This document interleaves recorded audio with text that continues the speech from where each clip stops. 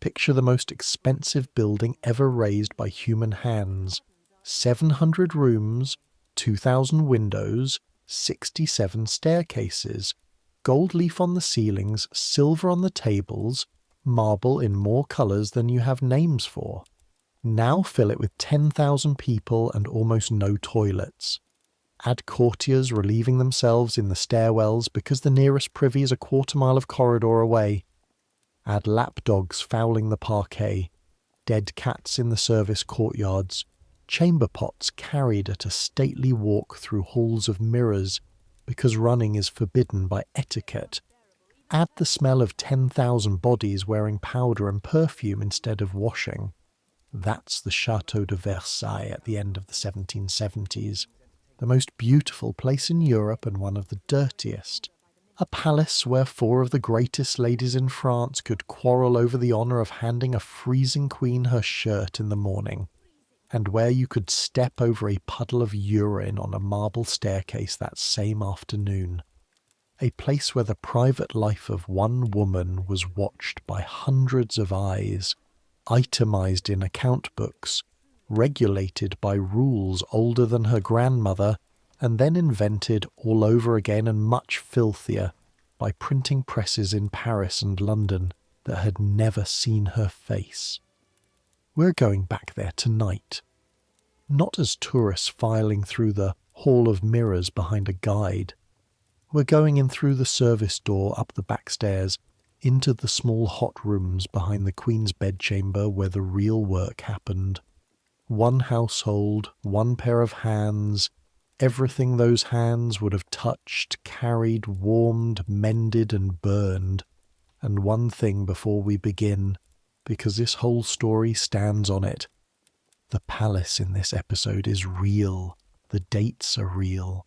The ceremonies, the account books, the crowd in the birthing chamber, the pamphlets, the arrest in the great gallery, the trial, all of it is documented, most of it by the women who were actually in the room.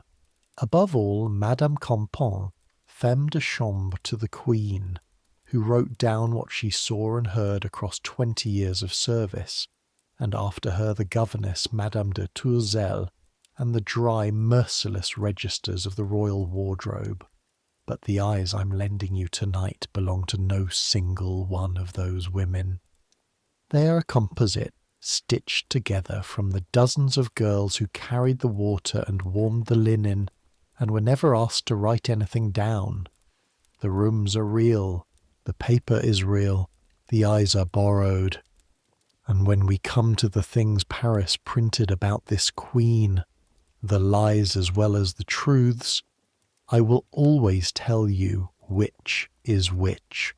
So I make these history stories, and honestly, I still can't tell whether anyone actually sleeps to them, or whether you're all just weirdos who like hearing about duchesses in diamond earrings, passing a shirt down a chain of rank, while the most powerful woman in France stands naked and shivering, waiting for her own clothes.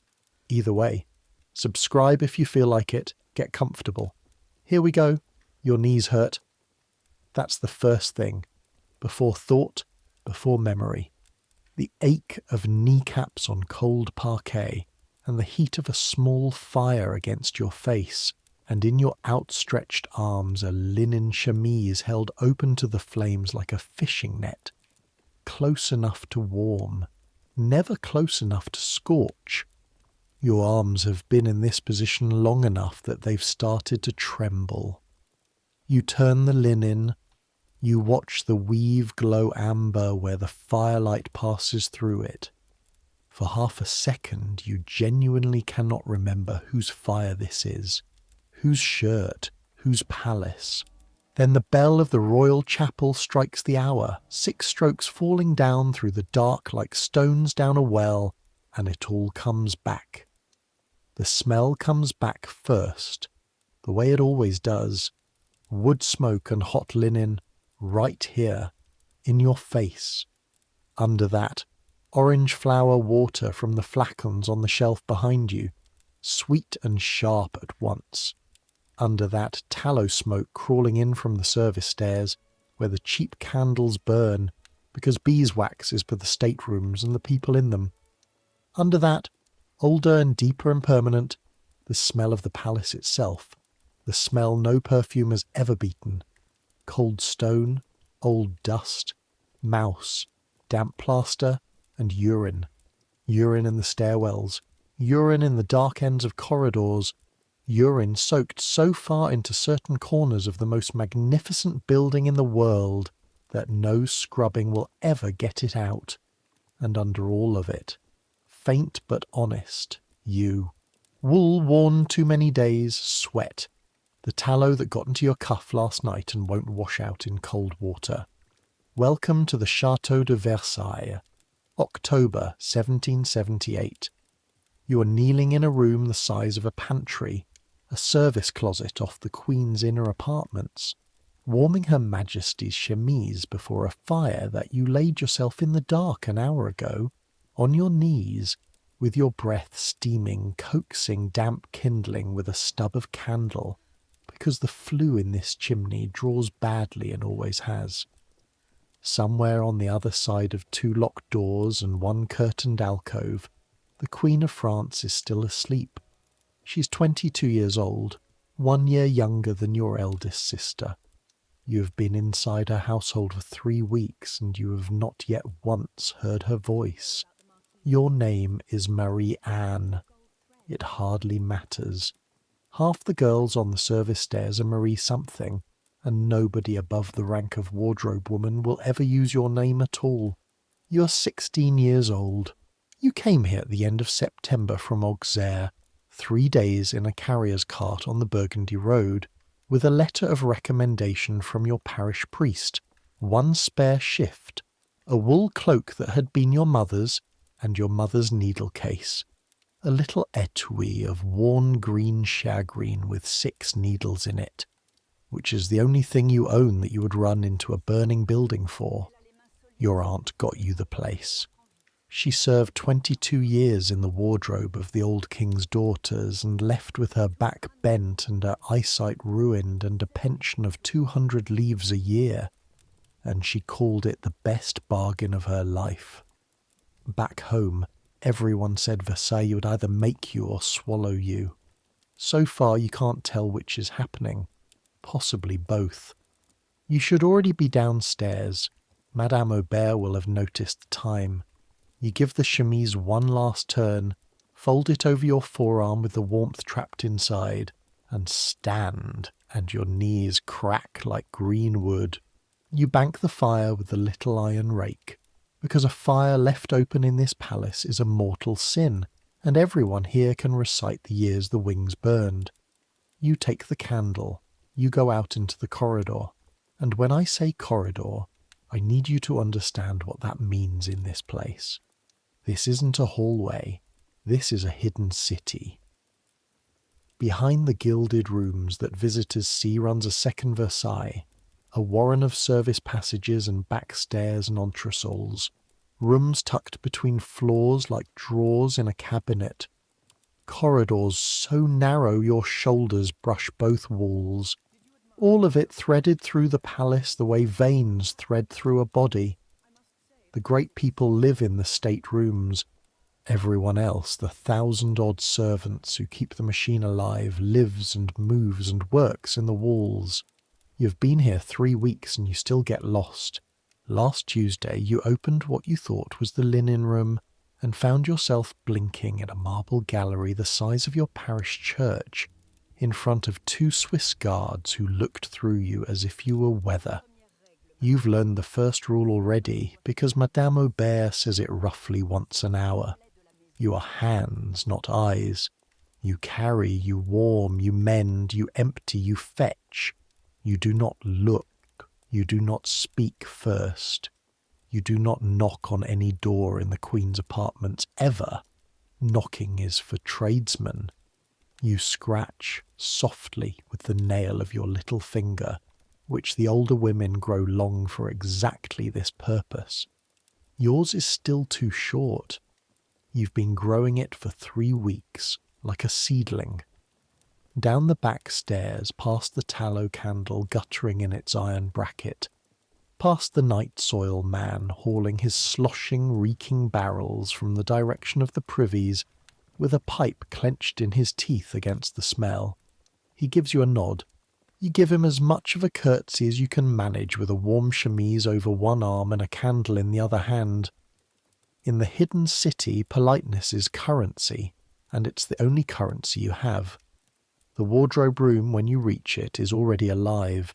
2 flat irons heating at the grate, a copper of water steaming, linen in ordered stacks, chemises here, fichus there, stockings by the dozen, each stack squared like masonry. And in the middle of it, small, grey-haired, upright as a poker, Madame Aubert, mistress of the linen under the wardrobe women, 40 years in service, with a voice like a shutting drawer. "You're late," she says, without looking up from her list. "You are not late." The chapel bell is still trembling from the last stroke of 6. She says this every morning, to every girl, and you have learned. The way you learn to step around a loose stair tread, not to answer. The chemise. You hold it out. She takes it, presses the back of one dry hand into the folds to judge the warmth, turns it once, inspects the seams, the hem, the little drawn thread work at the neck. This shirt is plain white linen, almost without ornament.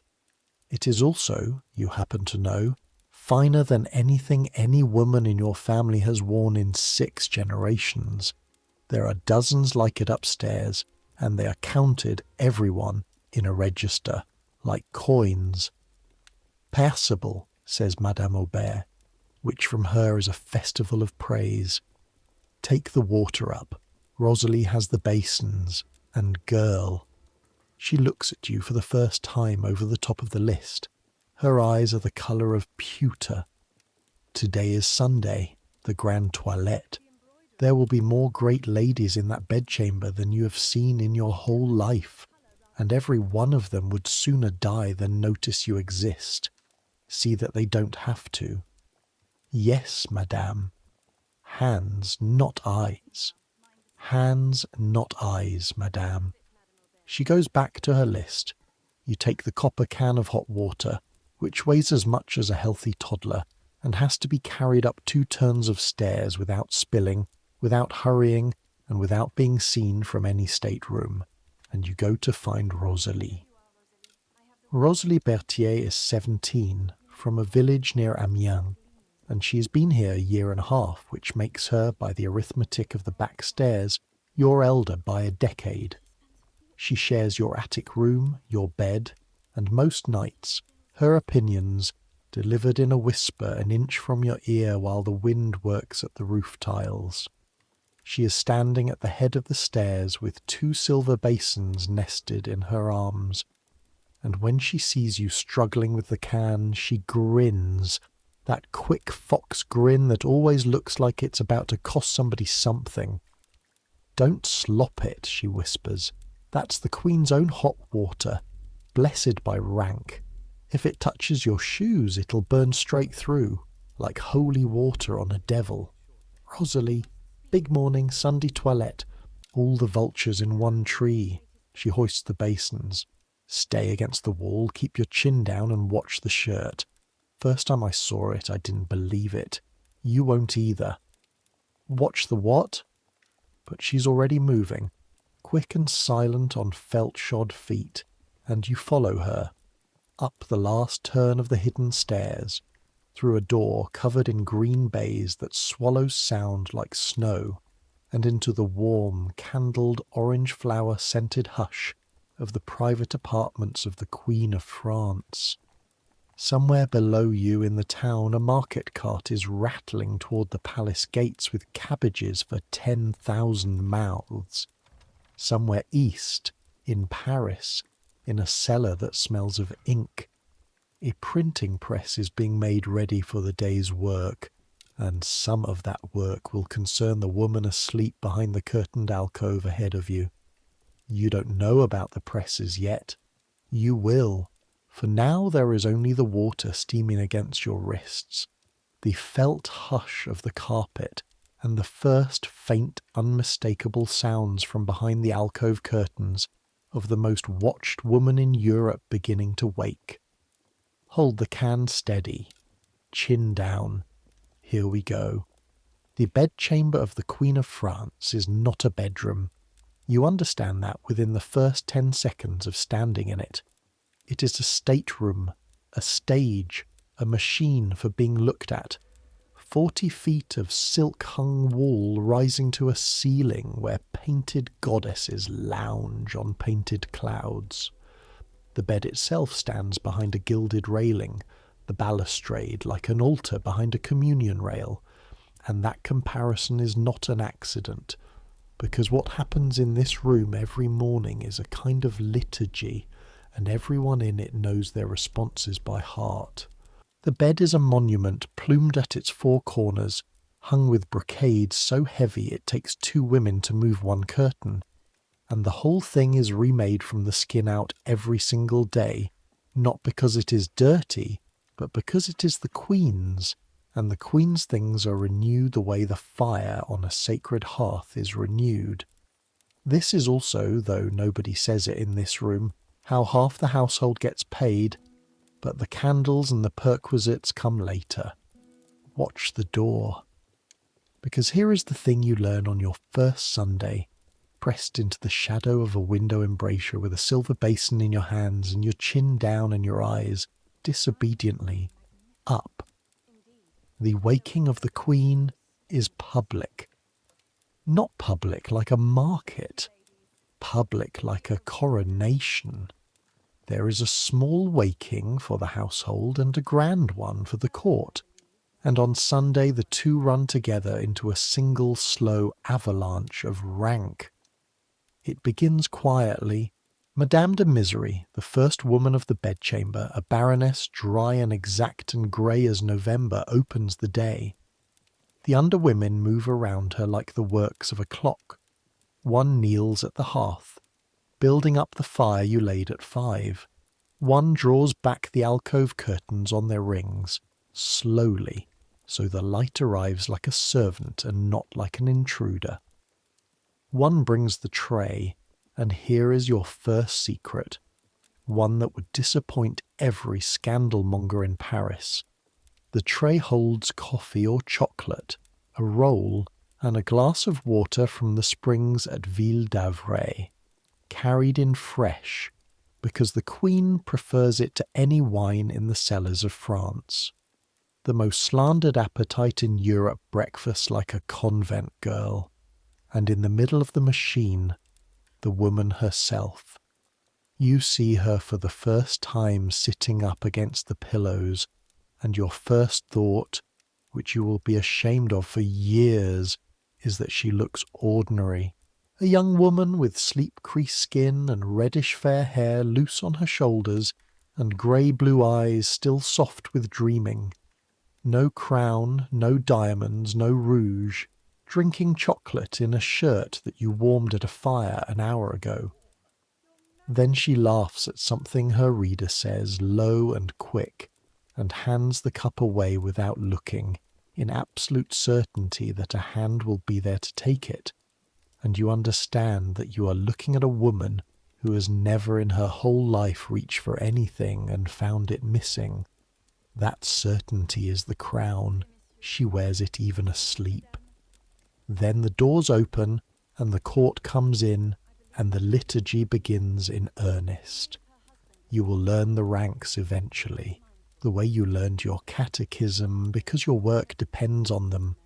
The Dames du Palais in their required ruinous grand toilette, the Lady of Honour, the Dame d'Atour, mistress of the wardrobe, and past them all, unhurried, glittering, kind-eyed, the superintendent of the household herself, the Princess de Lamballe, whom the Queen loves, and whose annual charge on the accounts, Rosalie will whisper to you tonight in bed, is 50,000 livres, which is 250 times your aunt's pension for a friendship. But the thing Rosalie told you to watch, The thing you will be trying to explain to your grandchildren decades from now, when this world has been swept off the face of the earth, is the shirt. The Queen rises. The underwomen slip the night chemise from her shoulders under a screen of held cloth, and for a moment the Queen of France stands in the middle of her own bedchamber, wearing nothing at all, arms crossed over her breast in October, in a room where the fire is 40 feet away, waiting. Because she may not simply be handed her shirt. The shirt must be presented, and the right to present it belongs to the highest ranked woman in the room, and rank must be calculated instantly and silently every single morning, like a sum done in public. This morning the fresh chemise, the one still holding your fire's warmth in its folds, goes first to a woman of the chamber. She's about to offer it when the doors open and the lady of honour comes in. The woman of the chamber stops, hands the chemise to the lady of honour. The lady of honour draws off her gloves finger by finger, unhurried, takes the linen. There is a scratching at the door. The Duchess of Orléans, a princess of the blood, is announced. Everything stops again. The lady of honour may not now present the shirt, and may not hand it directly back down either. It returns to the woman of the chamber, who carries it to the Duchess. The Duchess's gloves come off. The scratching comes again. The Countess of Provence, the king's own sister-in-law, higher still, and through all of it the Queen stands naked, arms crossed, the gooseflesh rising visibly on her shoulders, watching her own shirt travel the room like a holy relic nobody is allowed to actually use. You hear her mutter something between her teeth, and you are close enough flat in your embrasure to catch it. "This is odious," she says, half laughing, because at Versailles even fury must wear rouge. What importunity! You are 16 and 3 weeks out of Auxerre, and you want, with your whole body, to cross the carpet and put the warm linen over that shivering woman's head the way you would for your own sister. You do not move, of course. You are hands, not eyes, and this morning not even hands. But something happens to you in that embrasure, in those 2 or 3 freezing minutes. Something that will shape everything you see in this palace for the next 8 years. You stop being dazzled. You start keeping accounts. Because here is what the ceremony taught you before breakfast. Rank does not feel the cold. The women passing that shirt were not cruel. Not one of them wished her queen ill, and several loved her. They were obeying a law, and the law is older than all of them, and the law does not feel the cold, and the only person in the room the law does not protect is the one it was built around. Madame Campan, who stood where you are standing on other mornings and wrote the scene down almost word for word, understood the same thing, and her memoirs will still be explaining it to strangers 2.5 centuries from now. That's not a detail I invented to make you shiver. That freezing morning is one of the best documented moments of private life in the 18th century. Afterward comes the dressing proper, and with it the book. Every morning while the Queen drinks her chocolate, a woman of the wardrobe presents a flat volume like a merchant's ledger, and this is the Gazette des Atours, the Gazette of the Gowns, and inside it are pinned small square swatches of every dress in the current wardrobe. Taffetas here, court gowns there, muslins at the back. The Queen runs her eye down the page and marks her choices by moving pins, one pin pressed through the swatch of the gown she will wear to Mass, one for the afternoon, one for supper and cards. Then the book goes down the back stairs to the wardrobe, and the machine wakes. 3 gowns to be carried up in armfuls of tissue, with their petticoats, their fichus, their shoes, their gloves, every item logged out of the register and logged back in at night. You're given the book to carry down, your first Sunday, because the wardrobe woman's hands are full. On the landing, in the grey light of the service stair, a pin works loose from a swatch of blue and white striped silk and falls, and you catch it against your apron by pure reflex the way you'd catch a fly. A pin. A single steel pin that has spent the morning in the fingers of the Queen of France. The rule is that everything goes back to the wardrobe. A pin is nothing. A pin is also inventory. You stand on the landing for the length of one heartbeat, listening to the palace tick around you. Then you slide the pin into your mother's green needle case, between the 4th needle and the 5th, and you carry the book down, and your heart hammers for an hour, and nobody ever says a word. It is the first thing you have ever stolen. You will keep it longer than the palace keeps its queen. You should understand the money too, because in this household even linen is arithmetic. The Queen's official allowance for her wardrobe is 120,000 livres a year. Your wages as an undergirl of the linen are 300 livres a year, with your bed, your bread, and your candle ends. That means the clothing budget of this one woman equals the yearly wages of 400 girls like you. And here is the number the whole court whispers. It is never enough. The books overrun, some years by half again, some years worse, and the name.Her office sweats over the registers like a farmer over a failing field. Not because the Queen is grasping. You will watch her, over the years, give away gowns by the armful, wave off jewels, forget entirely to order things and then be ordered by etiquette to buy them. It is the machine that spends. Etiquette requires the court gowns, the mourning wardrobes bought new for every royal death in Europe, the dozens of pairs of white silk shoes. The machine was built by Louis XIV to keep 1,000 nobles busy and broke, and it has been eating money and dignity with perfect impartiality for 100 years. And this small, chocolate-drinking, water-drinking woman is not its owner. She is its fuel. Rosalie puts it more simply that night in the dark of your attic, with the October wind picking at the tiles a foot above your faces. They'll tell you she's extravagant, she whispers. Paris says it already, and I've carried the account books, and I'll tell you what I think. She spends like a woman locked in a shop she never asked to enter. What else is there to do in a shop? Sleep, you say, because your arms ache from the water cans and your knees still remember the parquet at 5 a.m.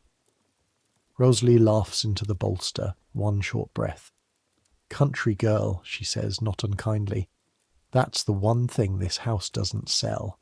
Below you, 60 feet down through joists and gilt and painted goddesses, the woman you froze with this morning is at cards under 400 candles, and every one of those candles, snuffed or not, will be swept up tomorrow and never lit twice.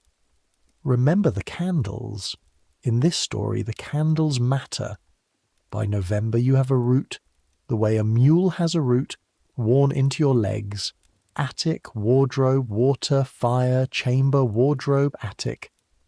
But twice a week Madame Aubert sends you the long way, with the baskets of pressed linen that go to the mending room at the far end of the state apartments.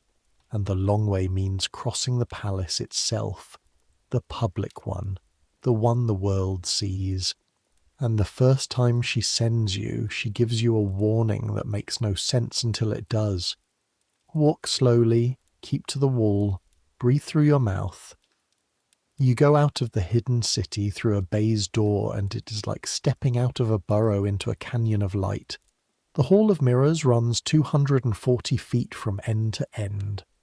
17 arched windows on your right, looking down the great axis of the gardens, and facing them, 17 arches of mirror glass.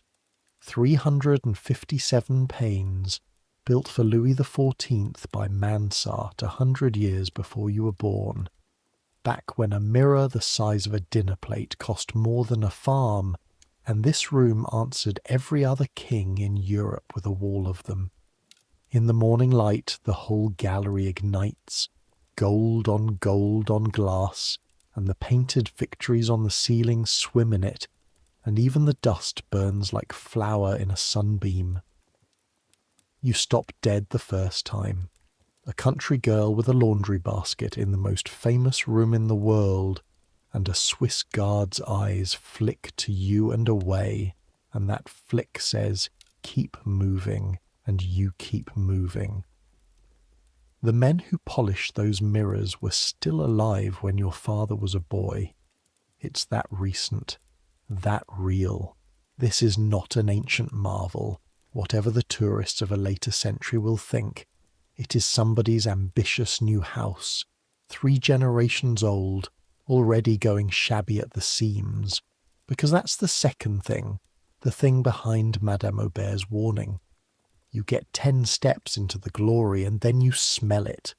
And when I say the palace smelled, I need you to understand what that means, because it is not a joke and not an exaggeration. It is in the complaints of ministers and the reports of the works office and the letters of everyone who ever visited. Versailles holds several thousand residents, and on great days 10,000 visitors, because by old royal custom nearly any decently dressed person may walk in and watch the king dine, and for that entire daily city there are almost no privies at all. There are the courtiers' own chaises per se in their own cramped lodgings, if they have lodgings. There are a handful of public conveniences foul beyond use, and there are the stairwells, the corridor ends, the courtyards, the space behind the orange trees in their silver-hooped tubs. People go where they can. Great people send for a chair. Everyone else finds a corner. The gallery itself is scraped and scrubbed and perfumed. And still, on a warm, damp morning, under the orange flower water and the pastille smoke, the truth comes up through the floors like a tide. Cat, dog, man. 100 years of it, soaked into stone. You carry your basket of white, pressed, lavender-scented linen through it, breathing through your mouth, past a marquise's spaniel lifting its leg against a door of solid gilt bronze, past 2 workmen carting away, with perfect ceremony, the covered night soil barrels of a duke, and you think for the first of many hundreds of times the sentence that will become your private catechism: the shirt is clean, and the house is filthy, and Paris has it exactly the other way around, because you have started to hear, by November, what Paris says. Everyone in the household hears it. The songs travel out from the city like weather, hawked on bridges, whispered in guardrooms, and in the songs the palace is a temple, and the woman in it is the sewer, the Austrian. Her appetites, her nights. You've been inside her actual nights for 6 weeks now. You know that her actual nights are a glass of Ville d'Avray water, a novel, a small dog with papery breath snoring on a cushion it is absolutely forbidden to sit on, and always sits on, and a bell that does not ring. You know something almost nobody in France knows, and nearly nobody would believe, which is that the private life of the Queen of France is, by the standards of her own palace, almost violently clean. Take the bath. Nobody in this century bathes, or nearly nobody. Doctors distrust water. The court perfumes instead of washes, and a full bath is an event you plan the way you'd plan a journey. But the Queen bathes constantly, weekly and more, and the household regards this as one of her foreign eccentricities, like sledging in winter. The bath itself is a copper vessel on wheels, rolled into her inner room and filled by relays, and this is where your arms come in, because a bath is roughly 60 buckets, heated on the wardrobe stoves, carried up the back stairs at a pace slow enough to be silent and fast enough to arrive hot. By you. by Rosalie, by whichever girls are on the rota, until your shoulders creak like cart axles. And even here, even naked in her own bathwater, in her own locked inner room with only her women present, the Queen is not naked. She bathes in a long gown of white flannel, buttoned to the neck, sleeved to the wrist, because modesty is part of the machine too, even with no one to see but women whose whole employment is her body. She takes her breakfast sometimes on a tray laid across the bath, and the flannel billows in the water like a drowned cloud. And afterward the gown is wrung out and dried and pressed and mended, and the mending, because your stitches are the smallest in the linen room, increasingly comes to you. The first week of December, the bathing gown comes down with a 3-cornered tear at the left cuff, where it caught the beading on the rim of the bath. Madame Aubert holds the cuff to the window light, clicks her tongue, and hands it to you without a word, which is her way of conferring knighthood.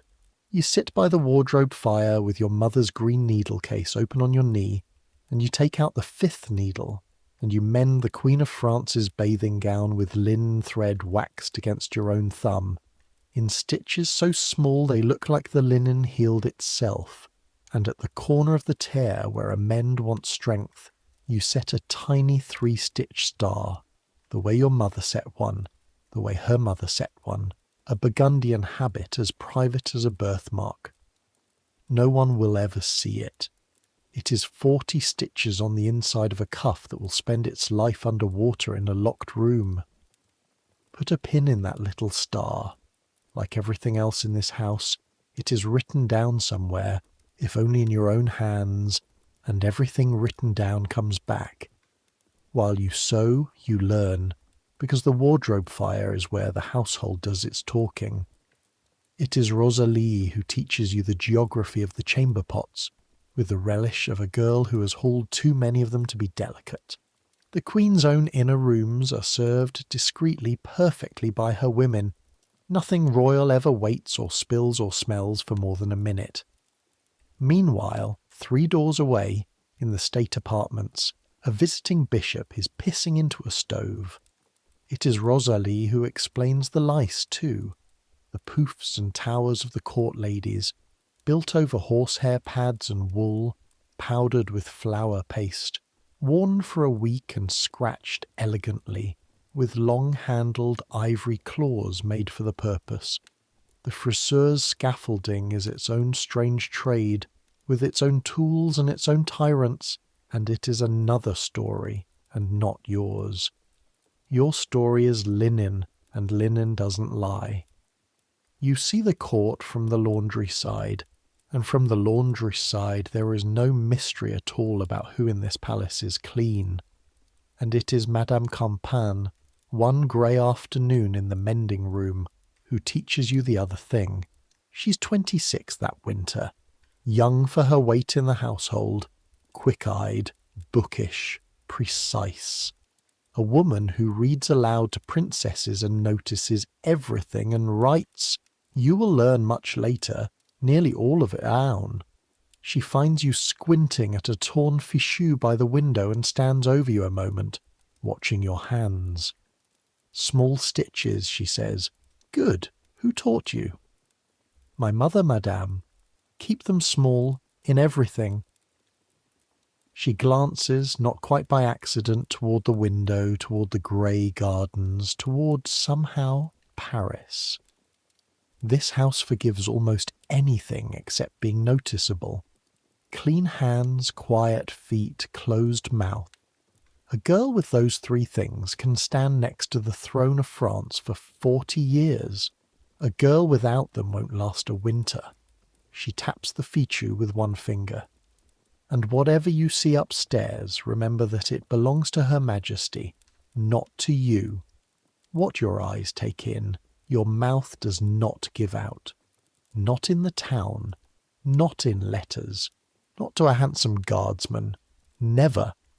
Hands, not eyes, madame, you say, before you can stop yourself because Aubert's drill answers for you. Campan's mouth moves, 1 millimeter, the ghost of a smile. Hands, not eyes, not tongue, she says. The tongue is the one that hangs people. She's gone down the room in a whisper of grey silk. You sit with the fichu in your lap and the fire clicking, and, for the first time since September, a cold thread of something under your breastbone that is not homesickness. Because you had thought, until this moment, that the dangers of this house were dropped basins and broken china and Madame Aubert's pewter eyes.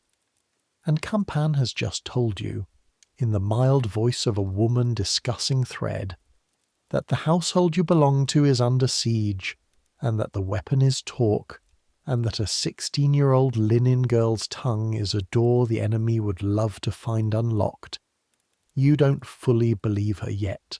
It is December, and the fires are warm, and the Queen is 8 months gone with child, and the whole palace hums with it like a hive in clover. You will believe her by the 19th.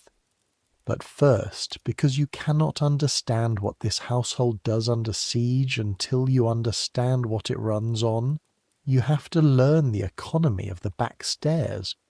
Nobody explains it to you all at once. You assemble it scrap by scrap, the way you'd piece a quilt. Your 300 livres a year is the smallest number in the system, and even it is not the real number.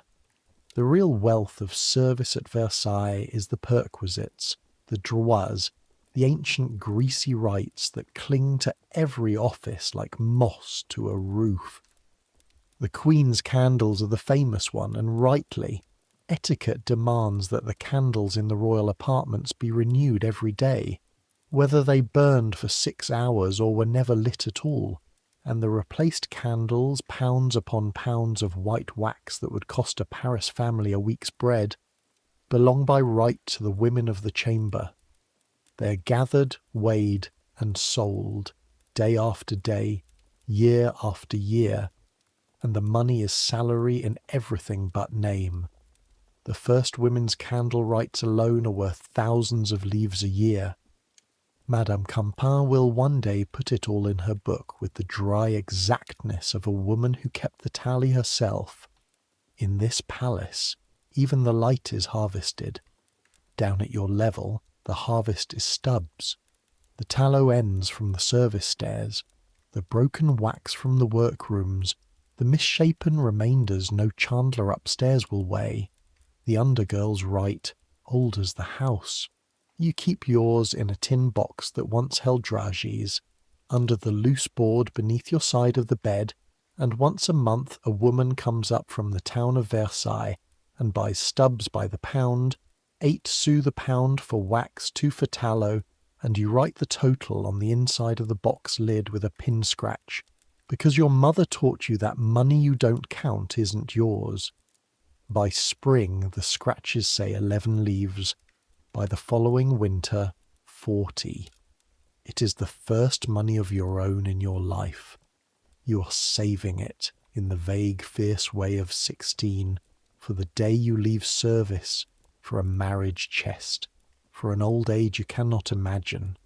Hold the box in your mind with its sweet ghost smell of sugared almonds and its pin scratches. It will be opened at a strange hour before this story ends. Above the stubs the system rises like a pyramid. The women of the wardrobe have the right to the Queen's cast gowns, worn a season and passed down, and a single court gown sold discreetly to a Paris fripper can fetch a year of your wages. The bedchamber women have the candles and the gaming table rights. The first women have rights you can only guess at. And at the top, above everybody, the great offices, the superintendent, the Princess de Lamballe, whose salary you already know, and the Dame d'Atour with her budget of 120,000 livres that is never enough, and around them the tradesmen, the marchands de mode, the silk merchants of Lyons whose entire cities of looms hang on what one woman pins in a swatch book at 8 in the morning. You do the sum by the wardrobe fire one night on your fingers, the way your father priced grain. 1 court gown, 3,000 livres. 1 year of a linen girl, 300. 1 month of candle stubs, a livre and a handful of sous. It is not that anyone is cheating anyone. Everyone is paid exactly what the machine says, and has been for 100 years. It is that the machine was built to turn money into magnificence, the way a mill turns grain into flour, and you're simply standing at the far end of the mill race, catching what floats past. That difference between what the machine burns in a day and what the hands that feed it earn in a year is not a scandal at Versailles. It is Versailles. The gloves come to you in early December, and they come from the top of the pyramid, which is why you keep them. It is a small thing, a pair of the Queen's gloves, thin green kid, stitched in Grenoble, worn once at cards, split at the right thumb seam because gloves that cost 11 livres the pair are cut so close they die young. Too small a flaw to pass down the great chain of rights, too fine to throw away. Madame de Misery's underwoman drops them on the mending table. Aubert holds them up, measures your hands with one glance, and tosses them over. "Mend the seam and keep them," she says. "You'll have something to be married in. They fit as if cut for you. You mend the thumb with silk, and you wear them exactly once, on your Sunday walk to mass in the town, feeling like a duchess and a thief at the same time, and then you wrap them in paper and put them in the tin with the candle money, because things that fine are for having, not for wearing. Green kid, queen size, mended at the right thumb. Put a pin in the gloves too. It is also that December, a week later, that you are given the key. This is the strangest promotion of your life, and it happens without a word of ceremony. Behind the Queen State bedchamber, threaded between the great rooms like marrow through a bone, lie her private cabinets, the small, low, warm rooms where she actually lives, the library, the boudoir, the little room of mirrors where she takes her chocolate in peace. 2 worlds, 1 wall. And connecting them, the inner corridor, a dim passage behind the staterooms through which her women come and go unseen, so that the machine can be fed without the audience watching the feeding. The corridor doors are kept locked. The keys are counted like sacraments. That evening Madame Aubert takes a key from her own ring, a small dark iron key, warm from her pocket, and puts it in your palm and closes your fingers over it with both her dry hands. "You're steady," she says, "steadier than girls twice your age. This is the corridor key for the linen service. It sleeps on a string around your neck. It doesn't visit the town. It does not meet your friends. If you lose it, don't come back. Go straight to the coach office and go home to Auxerre, because it will be better for you than what happens here." A pause. Her pewter eyes hold yours. "Do you understand what I am giving you?" "A key, madam." "I am giving you the Queen's back door, girl. There are perhaps 20 people alive who can stand within 10 feet of her unwatched. From tonight you are one of them. The house has decided you are nobody, and nobody is the most trusted person in any palace." She turns back to her lists. "Hands, not eyes. Hands, not eyes, madam. The key hangs between your collarbones from that night on a lace of plaited linen thread, and you feel it when you climb stairs, a small cold fact against your sternum warming slowly to your skin. Years later, on an August night you cannot yet imagine, that key will matter more than everything else you own put together. It is Baptiste who explains to you what you have actually been given, because Baptiste explained everything slowly, once, and correctly. Baptiste is a water porter. He has been a water porter at Versailles for 41 years. He carried for the old king, and once as a boy, he held a ladder for men repairing the frames of the mirrors themselves. He is built like a door, moves like a barge, and knows the hidden city the way a mole knows its runs. Every stair, every entresol, every shortcut, and every corner you do not use after dark.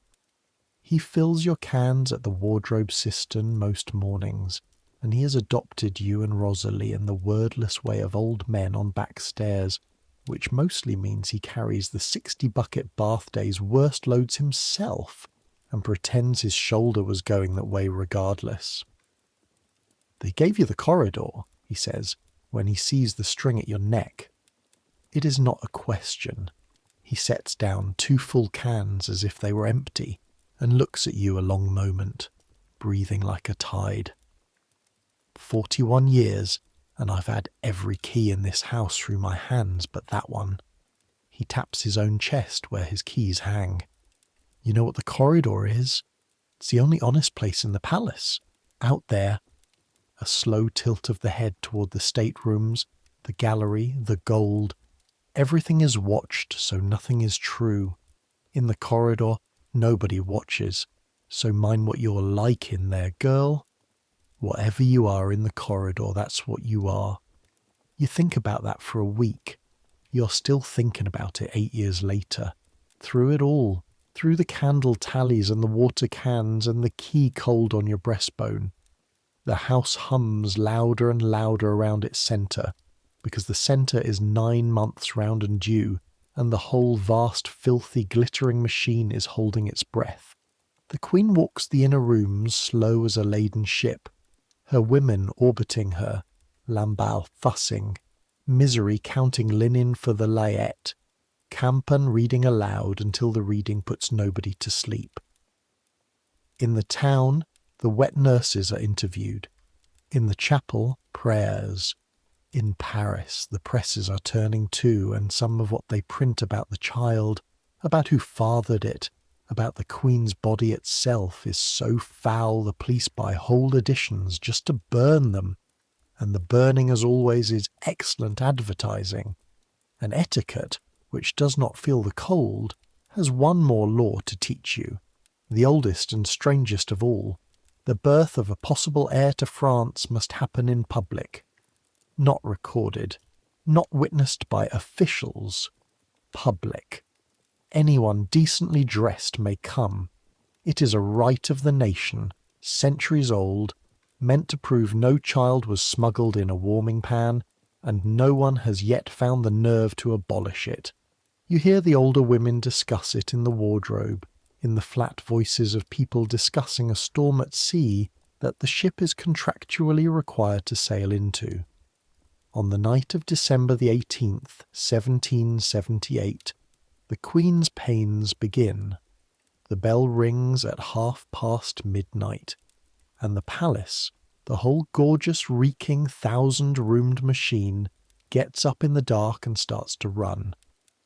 You're woken by Rosalie's hand on your shoulder, and Rosalie's whisper 2 words in the black of the attic. It's begun. You dress in the dark by feel, fingers clumsy with sleep and cold, and the 2 of you go down the back stairs into a palace you've never seen before, a palace at a run. Candles moving in every corridor like a procession of souls. Doors you have never seen open standing open, the hidden city pouring out its people. Pages sent running through the December night to Paris and St. Cloud, grooms hammering on stable doors, and everywhere the etiquette of centuries operating at the speed of an emergency, because the law is precise. The moment the Queen's labour is certain, the princes of the blood and the great officers must be summoned, from wherever they are, at whatever hour, to witness, and behind them, by the oldest and maddest law of all, everyone else. The wardrobe is a furnace of activity, water heating in every copper, linen moving in white rivers. Madame Aubert stands at her table like an artillery officer, and when she sees you she doesn't waste a syllable. Corridor. Water and linen, as it's called for, till it's done. You don't stop, you don't look, you don't fall down. So you spend the night of the 18th of December in the inner corridor, the honest place, with the key warm on its string, ferrying cans of hot water and stacks of warm towels to the door of the inner rooms, and you hear the night through the wall. The Queen's voice, low, then not low, the midwife's murmur, Lamballe's silk moving, misery counting linen like a rosary. Toward dawn, the accoucheur's voice, the man-midwife Vermond, tired and taut. You press towels to your chest to keep their warmth and stare at the candle flame and think of your mother, who bore 7 on a box bed in Auxerre with one neighbour woman to help. And you think the unthinkable thought, the thought that would be treason in daylight. Tonight there is no difference. Under the silk and the law and the 70 yards of state apartments, a woman is in the oldest trouble there is, and rank cannot carry it for her. But rank can watch. And at first light, rank arrives. You hear it before you understand it. A sound through the very walls, through the corridor's locked doors, feet, hundreds of feet, the staterooms filling like cisterns, because the word has gone through the palace and out into the town, and the old right of entry has taken hold, and they are all coming, princes and peers, and then anyone at all with a decent coat, pushing up the marble stairs, through the antechambers, toward the bedchamber of a woman in labour. This is the custom. This is the law of the House of France, and no one has abolished it. And so on the morning of the 19th of December, 1778, it happens for the last time in the old full horror of it. At the door of the bedchamber the ushers do what they can, which is nothing.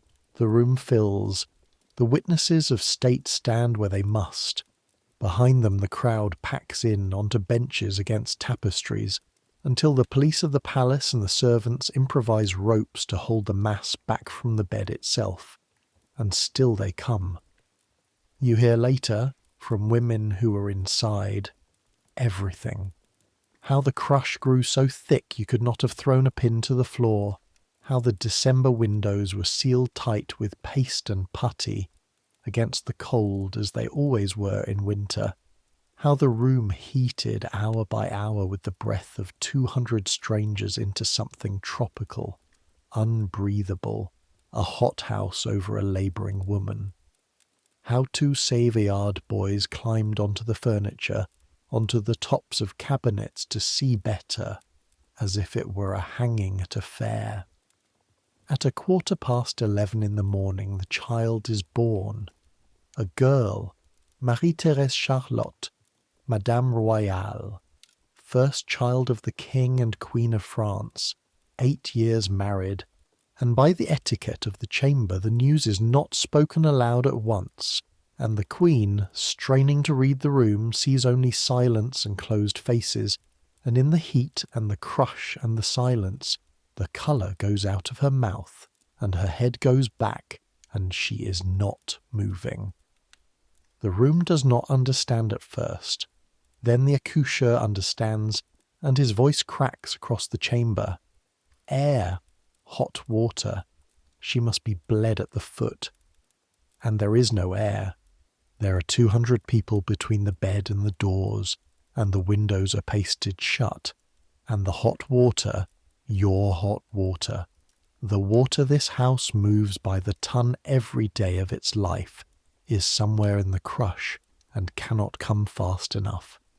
It is the king who reaches the windows, the big, shy, clumsy man whom Paris calls slow, who can lift a paving stone on a finger, shoulders through his own courtiers and wrenches open the sealed casements with his bare hands, tearing paste and frame together, and December pours into the room like water into a foundering boat. The surgeon's basin comes, the lancet finds the foot, the blood comes, and with the cold air and the bleeding, the Queen's eyes open again. She was, All the memoirs will agree, minutes from death, in her own state bed, from the breath of her own audience, killed very nearly by attendants, by etiquette itself. You're on the corridor side of the wall for all of it. What you know is this. The door to the inner rooms bangs open and a bedchamber woman you've never seen run is running, shouting for hot water and the surgeon's box, and you put the can in her hands and she is gone.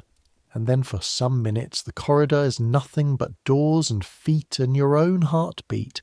And then, thin as a wire through the wall, a sound that unknots every spine in the passage, a baby crying. And then, from the staterooms beyond, a sound you will never forget as long as you live. 200 strangers cheering in a queen's bedroom, while somewhere under their noise a woman who almost died among them lies in the wreckage of the law that nearly killed her. The palace goes mad with joy for a week. Cannon, fountains, fireworks over the town, wine in the fountains for the crowd, Te Deums, bells. The whole kingdom rung like a bell itself. In the wardrobe you work 18-hour days, because a royal birth is among everything else a laundry event of national proportions. And in the middle of the roaring week, the quiet consequence, the one that matters to this story. The king and queen, without ceremony, without asking the dead king's permission, end it. The custom of the open chamber is finished. When the queen bears again, the crowd will not be there. A handful of witnesses of state, no more.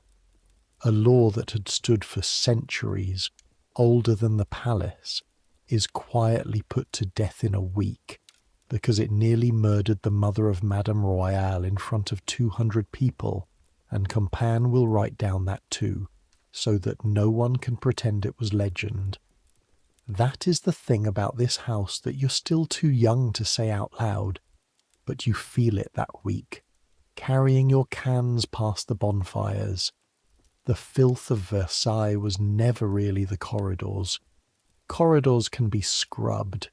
The filth is the law's perfect indifference to the woman at the centre of it.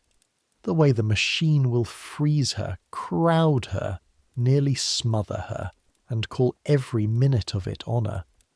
On the 5th night of the celebrations, Rosalie comes up to the attic late, smelling of frost and bonfire smoke, and drops onto the bed, and is quiet for a long time, which is not like her. I saw a print, she says at last to the rafters, in the town, passed hand to hand outside the wine fountain, and every hand it passed, somebody laughed. A pause. It was about the birth, about her, in the bed, and the crowd, drawn filthy, filthier than anything that happened, and I hauled the water. I know what happened. Another pause, longer. They weren't laughing at a lie, Marie Anne. They don't care if it's a lie. That's what I couldn't stand. The laughing came first, and the lie was just the door it came through. You lie in the dark with the key cold on its string, and the tin box silent under the board, and 2 floors down, a new-washed infant princess asleep inside 4 walls of woven gold. It is the first time you hear it said out loud, the thing you will spend the rest of your service learning. What this palace does to its queen in private is strange enough, God knows, and cold enough, and you have seen it. But what Paris prints is another animal entirely, and no water in Versailles, not 60 buckets, not 600, will ever wash out ink. You meet the animal face to face in the spring. It is an April morning, 1779, and you are crossing the Cour Royale before 6 with a basket of fresh bleached fichus, and the cobbles are still night damp, and something white is lying against the base of the gates, and you think in your innocence that it is a dropped handkerchief. It is a folded sheet of print, thrown over the railings in the night, or dropped by a departing coach. They arrive like this, all the household knows, like hail, unpredictable and from nowhere, and standing orders are that they go straight to the offices unread. You pick it up to carry it in, and it falls open in your hands and you read it, because you're 17 now, and you read better than you did. Campan's doing. She lends the linen room girls books the way other women hand out sweets. You read perhaps 10 lines before your body understands and the heat comes up your neck, and you stand there in the wet grey courtyard of the Palace of Versailles, holding a thing that describes, in verses, in rhyme, with woodcut illustrations, the private body and invented appetites of the woman whose bath water you carry. The woman you have watched stand shivering while etiquette passed her shirt around a room. The woman who drinks spring water and sleeps alone more nights than any wife in this palace, and you know it, because your whole employment is the linen that proves it. The sheet in your hands knows none of this and does not want to. In the sheet she is insatiable, foreign, unnatural. The sheet has her with lords, with women, with anyone. The sheet is confident and merry and rhymed, and at the bottom, like a tradesman's mark, is the price. 2 sous, the price of a small loaf. This is a libelle. It has brothers and sisters and whole cities of cousins, and I need you to understand the way the household came to understand what this industry actually was, because it is the true filth this episode promised you, and it is documented down to its invoices. There are print shops in London, in Amsterdam, in the free city presses beyond the reach of French police, that live on this trade the way lion lives on silk. Writers, some of them starving, some of them brilliant, some of them gentlemen with grudges, compose obscenities about the court of France to order. Smugglers run the bales in through Rouen and the northern ports like brandy. Colporteurs, the pack peddlers, walk them into every market town in the kingdom between the almanacs and the lives of saints. The police buy up whole editions to destroy, and the printers, delighted, print more, because the Crown's own buying is the best money in the business. There are blackmailers who set a book in type purely so the French ambassador will pay them not to publish. It is an economy with margins and middlemen, and its single richest subject, its Versailles, its gold mine, is the Queen. Later, when the locked cupboards of the Bastille are opened, whole shelves of the stuff will be found, bought and buried by the police of 2 kings, and scholars will spend lifetimes cataloguing what it pleased Europe to imagine about one woman's body. And here is the poison in it. The part Rosalie saw at the wine fountain before you did. It does not matter to the trade that it is false. The trade has no opinion. The trade sells the itch, not the fact. But the reader who laughs, pays and passes it on, remembers the itch forever, and the itch votes, and the itch gathers at gates, and years from now, when this story arrives at carts and courtrooms, the itch will sit on the juries of the mind. Paper is cheap. Print is forever. You're holding 2 sous worth of forever in your hands in a wet courtyard, and it is heavier than your basket. You do what standing orders say. You carry it in, you hand it to the office of the governor of the chateau you say where it lay. The clerk takes it with tongs of politeness and drops it in a folder thick with its fellows, and thanks you, and that is that. Except that it isn't, because you can't unread it, and that, you realise on the stairs, is the whole mechanism. Nobody can unread it. Not the clerk, not the police, not the king. Ink only goes in one direction. Campan finds you that afternoon still scrubbed-looking, the way people are after fear or filth, and gets it out of you in 6 quiet questions. She listens with her hands folded, and when you finish, she is silent for a moment, and then she gives you the second lesson, the one that completes December's. You have seen her mornings, she says, her linen, her table. You know what is true, so do I. Now you have seen what is printed, and you will notice that it needs nothing from us. Not a fact, not a witness, not a shred. It grows on air like mistletoe. So understand what our silence is for, and what it is not for. Closed mouths keep a private life private. They cannot make Paris honest.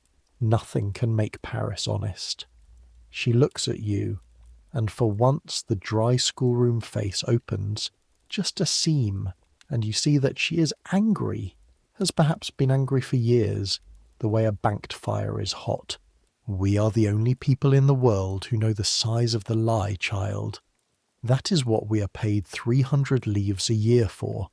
Remember everything. One day the truth will need witnesses who carried the water. Then the seam closes, and she is the reader to the Queen again, grey silk and precision, going down the corridor with her little finger's long nail and her terrifying memory. 2 weeks later, the Queen catches the measles.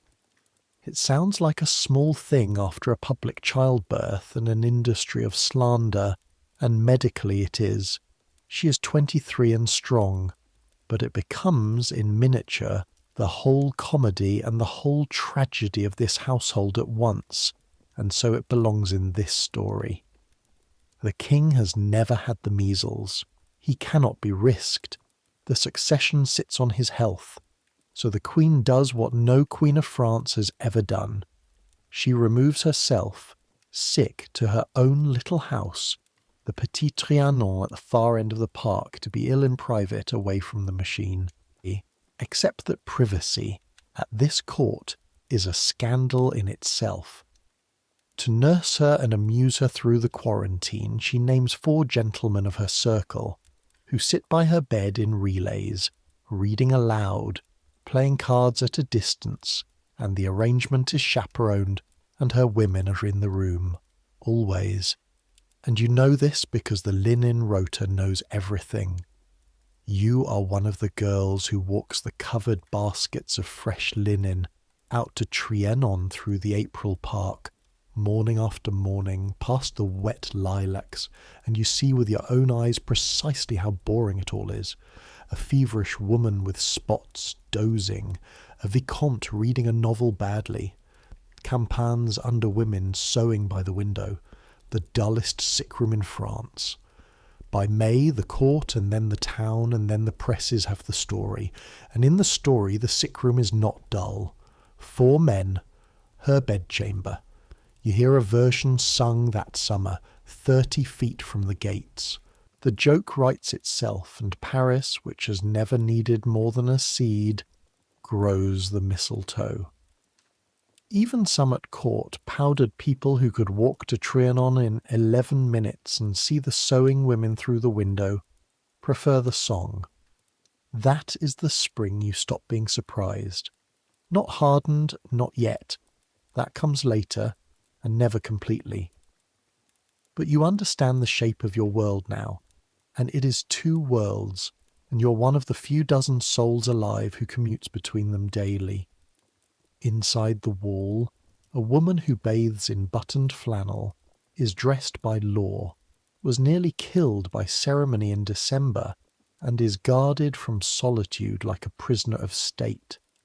Outside the wall, her double, made of ink, who riots through print shops from London to Amsterdam, insatiable, criminal, and to sue the copy.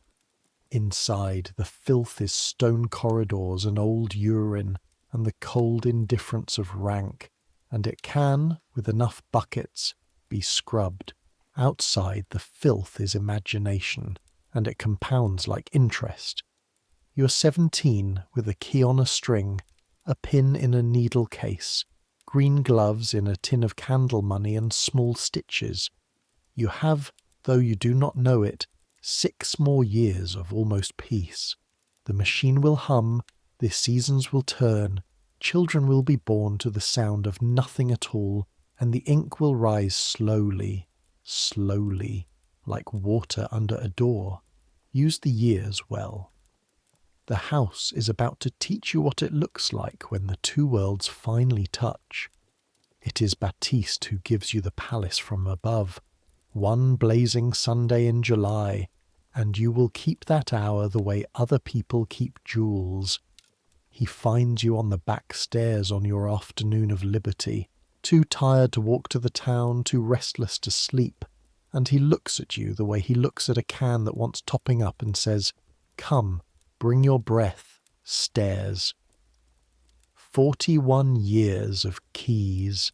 He takes you up through corridors you've never used, through a door behind a door in the attics of the central block, up a ladder stair smelling of hot lead and pigeons, through a hatch and out onto the roofs of Versailles. You come out into wind and light and stand stunned. The leads stretch away in silver-grey plains, ridged and valleyed like a country of their own, forested with chimneys, hundreds of chimneys, every one of them afire. Someone like you lays on her knees in the dark. Pigeons burst up and wheel. Below you, on one side, the three great courtyards narrowing to the golden gates like a funnel of honour, the town beyond, the two roads to Paris going away straight as rulers between their double lines of elms. And on the other side, when you cross the ridge with your hand shading your eyes, the gardens. You have seen the gardens for a year and a half, but only ever as a person inside them, a beetle among the box hedges. From up here you see them whole for the first time, and they take your breath the way the Hall of Mirrors did, and then they do something the gallery never did. They keep going. The parterres like embroidery below you, then the fountains, then the long green wall of trees, and then the grand canal, a mile of ordered water laid flat and shining down the axis of the world, with pleasure boats on it like fallen petals, and beyond it the park going on and on until it stops being garden and starts being France. On the clearest edge of the horizon, a smudge of blue-brown smoke, and Baptiste points one thick finger at it. "Paris," he says, 3 hours by road, closer by song. You sit on the warm lead with your back against a chimney that serves, Baptiste calculates after a moment's frowning, either a countess's boudoir or a pastry oven, and he shares out plums from his coat pocket, and for a while nobody says anything. The wind up here smells of hot metal, pigeon, box hedge, and distance. Not urine, not orange flower, just distance. You had forgotten air could smell of nothing but far away. "I come up twice a year," Baptiste says at last. "Been doing it since before your mother was born, not for the view, for the arithmetic." He waves the plum stone at the whole shining spread of it. Courtyards, chimneys, canal, horizon. Count it. 10,000 people under these leads on a great day. One woman at the middle. All of this, every stone, every bucket I've hauled since I was younger than you, exist to point at one bed. Whole rivers bent out of their courses to make that water lie down straight. And now count her. 1. You've seen her close, girl. I never have. 41 years. Just her water. Going up. He works the plum in his cheek, thinking. The old people in the town say the palace is the king's glory. The clever people in the coffee houses say it's the nation's shame. I'll tell you what it is. It's a lens. It takes 10,000 lives and it burns them down to a point. And the point is one family, and lenses don't care what they burn. You want to survive this house? Stay out of the bright spot. Stay in the thick of the glass with the rest of us. The glass lasts centuries. The bright spot, he flicks the stone away down the long grey lead. The bright spot chars. You look at the canal until your eyes water, at the little boats, at one white figure far down the water that could be anyone, and the key lies against your breastbone warm as a coal, and you understand that Baptista's just noticed it there without ever once looking at it, and that this whole climb, the ladder, the plums, the lens, is an old man's way of saying, careful. You've been moved closer to the bright spot. Keep your wits about you in the glass. Versailles sees everything, you say, trying his own coin back on him, and notices nothing. Ha! He heaves himself up, joints cracking like the attic stairs. She notices. Give her time. This house notices everything eventually. It just files it where you can't reach. He stands a moment, an old barge of a man on the roof of the world, looking down the mile of water with an expression you can't read. 41 years, he says, mostly to the wind. And the finest thing I ever did in this palace is still carrying water to girls who'll outlive it. You don't understand that sentence for years. File it where you can reach. After that, the seasons take you, and I'll let them run. Because this is the part of service that no one writes memoirs about and everyone actually lives. The years 1779 into 1784 pass over the household the way weather passes over a farm, and you grow up inside them without noticing the way wheat does. Winters. The palace is Siberia with chandeliers. Ink freezes in the offices. Wine freezes in the king's own cellars in the terrible January of 1784, when the snow lies so deep the court goes sleighing down the Grand Canal itself. Bells and furs and laughter on a road of ice, and the town builds obelisks of snow in the Queen's honour, because she's been shoveling charity into the parishes all season, coin by coin, and that winter, for once, even Paris sings something kind. Your chilblains crack and weep into your mittens. Fires, fires, fires, you lay thousands. The Queen's chocolate steams like a forge in the morning cold, and the shirt you warm at 6 is cold again by the time it has travelled its lawful road of rank to her shoulders. Rank still does not feel the cold. You've stopped expecting it to. Summers, the machine sweats. The state-rooms bake like bread ovens under their lead roofs. The smells ripen until even the courtiers notice, and the court decamps when it can, to Marly, to Fontainebleau, to Saint-Cloud, a whole palace packed into 400 wagons, linen and all, and you learn the special purgatory of unpacking a wardrobe in a strange house at midnight. The Queen spends her summers more and more at the Petit Trianon, her small kingdom at the end of the park, and the linen goes out to her through the mornings. And around that little house with its meadows and its theatre and its make-believe farm, the court's jealousy thickens year by year like cream souring, because she invites almost nobody. And at Versailles, to be uninvited is to be robbed. Remember that. Half the hatred in this story is uninvited people, and the household turns its own seasons. Rosalie is courted, at length and at volume, by a sergeant of the Swiss Guard named Muller, a slab of a man with a beautiful bass-singing voice, and the courtship conducts itself in Sunday walks and smuggled honey cakes for 3 entire years, because neither of them has a sou, and half the wardrobe is invested in it as if it were a stage play.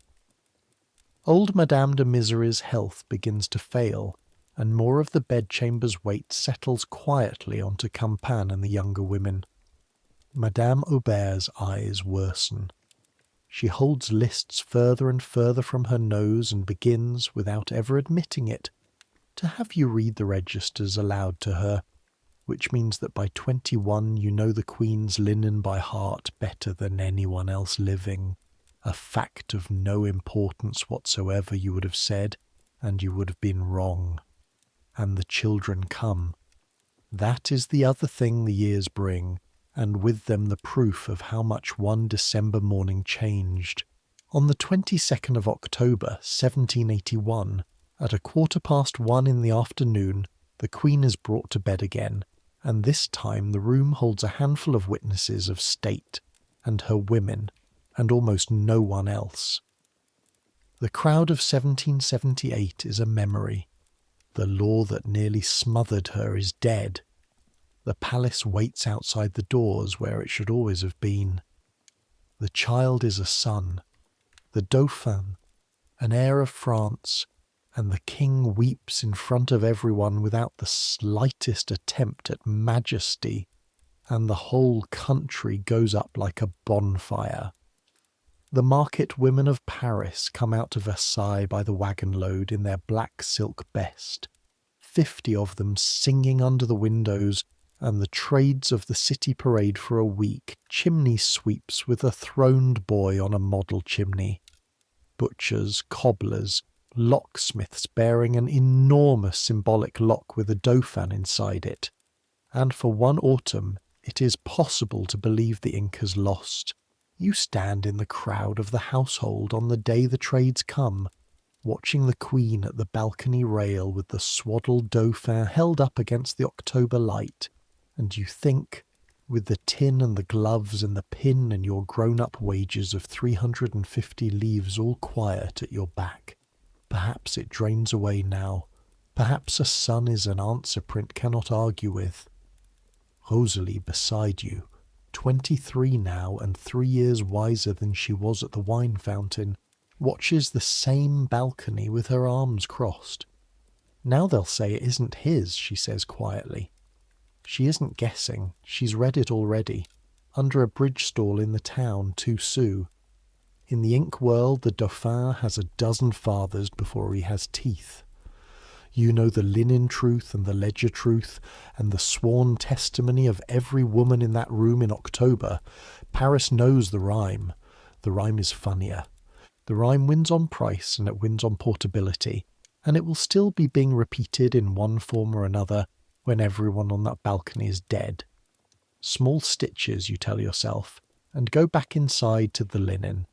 Clean hands, quiet feet, closed mouth. It is the only prayer this house has ever taught you, and for 3 more years it is enough. But watch, in those 3 years, how the ground shifts. Nothing breaks yet. It just tilts, degree by degree, like a floor in an old house, until everything loose in the kingdom is rolling quietly toward one woman. In the summer of 1783 the Queen sits for a portrait, and the portrait causes a scandal, and the scandal teaches you something new and frightening about the trap she is in. The painter is a woman, Madame Vigée-Lebrun, whom the Queen likes and laughs with, and the picture shows the Queen as her household actually knows her at Trianon. In a simple gown of white muslin, a straw hat, a ribbon tying a rose. That white gown is her great domestic reform, the Gaul, light as nightdress, washable, worn without hoops, and here is a joke for you from the laundry side. It is the cleanest fashion any Queen of France has ever worn. Linen you can actually boil. The picture goes up in the salon in Paris in August, and Paris detonates. She's been painted in her shift, they say, in her underclothes, like a woman at her toilette, indecent, and worse than indecent, cheap, and the silk weavers of Lyons, whose looms starve when court ladies wear muslin, add their own fury, and the painting has to be taken down and replaced with a safer one, this same pose done over in respectable blue-grey silk. Sit with that a moment, because you did, on the attic bed, while Rosalie read you the pamphlet version. For 10 years they have flayed her for extravagance, for silks, for towers of powdered hair, for spending Lyon's whole yearly art on her back.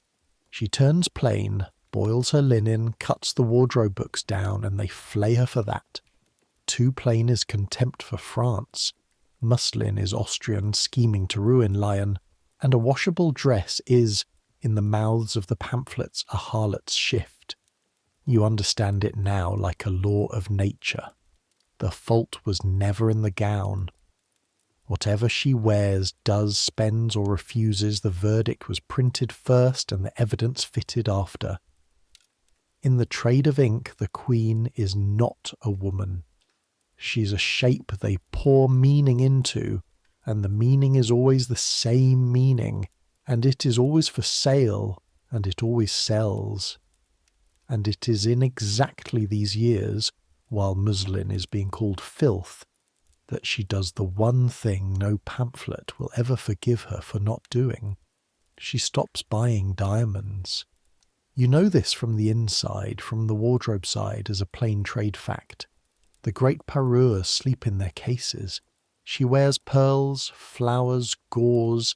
She tells her jeweller in words half the household hears repeated that the age of diamonds is over for her, that she is a mother now and stones bore her, and her jeweller is in despair about it, and thereby hangs the whole catastrophe. So meet him, Monsieur Boehmer, crown jeweller, a soft, anxious, theatrical man, half genius and half child, who together with his partner Bassange has spent years and his entire fortune assembling the most expensive object in Europe, a necklace, not a necklace as you or I would mean it, a harness of diamonds, 647 stones, near 3,000 carats, loops and ropes and tassels of fire, built originally with the old king's mistress in mind, and the old king died before he could buy it, and it has sat in Boehmer's strongbox ever since, eating interest,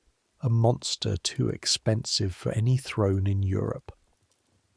Asking price, 1,600,000 livres.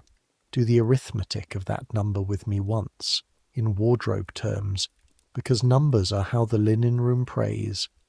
1,600,000 livres is 13 years of the Queen's entire official wardrobe allowance. It is the yearly wages of 5,300 girls like you. It is your own 300 livres a year paid for 5,000 years, a salary running since before the pyramids. That is what is coiled in Boehmer's box like a sleeping snake, and he has staked everything on the one buyer in Europe grand enough, and he cannot make her want it. He tries for years. This part your household sees with its own eyes, and Campan will set it down in her memoirs in detail. He waylays the Queen with the case open, sunlight in the stones. She says no. He arrives at her chamber weeping, actually weeping, and throws himself to his knees and declares that, if she will not buy it, he is ruined and will drown himself in the river, and the Queen, who has been slandered by professionals since she was 14 and has no patience left for amateur theatre, tells him crisply to get up, that she never asked him to build the thing, that France needs ships more than stones, and that if he is so desperate he should break the monster up and sell it loose. He does not break it up. Men like Boehmer never break the monster up. He goes away weeping and keeps the box shut and waits for the world to change. Remember the snake in the box. Everyone in this story is about to be bitten by it, and the Queen's whole crime, sworn to by every witness who ever handled her accounts, is that she refused, repeatedly, for years, in front of servants to buy it. And now, in the antechambers, at the edge of your world, a new figure appears, and I want you to notice her exactly as the household noticed her, which is to say, barely.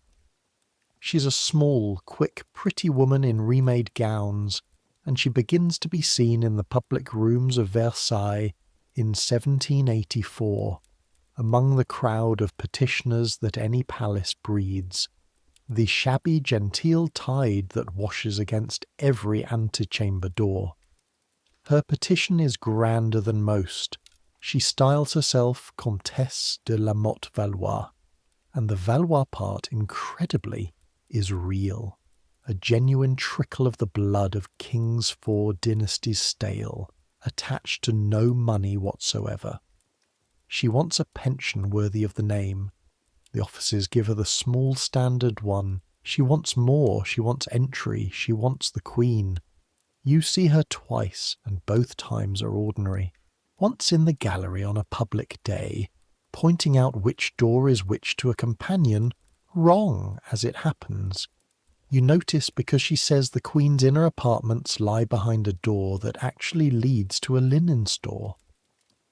And once, memorably, on a hot afternoon in the salon of Hercules, when she faints, beautifully, full length, directly in the path of a court official, and is carried out with her petition pinned to her dress, and Rosalie, watching from a service door with a basket on her hip, says, in the flattest voice you have ever heard her use, she practiced that, girls who faint hit their heads. That is all Versailles ever sees of Jeanne de la Motte, an antechamber petitioner with a stale name, one of hundreds. The Queen never receives her, not once. Hold on to that, because it is the sworn, documented spine of everything that follows. Whatever Paris will scream next year, the woman at the centre of the greatest scandal of the age got no closer to Marie Antoinette than the public rooms any decent coat could enter, and the household which sees everything never saw her past the door. What she was building out of your sight in furnished rooms in Paris and the shadows of the park came out afterward in a courtroom, sworn and cross-examined, and I will tell it as the record tells it, not as the songs do. She had found her mark, the Cardinal de Rohan, Grand Almoner of France, Prince of the Church, rich as a province and gullible as a goose, a man in disgrace with the Queen for old insults and desperate at any price to be restored to favour. Jeanne sold him the favour. She told him she had the Queen's private ear. She fed him forged letters on gilt-edged paper signed with a signature no Queen of France would ever use.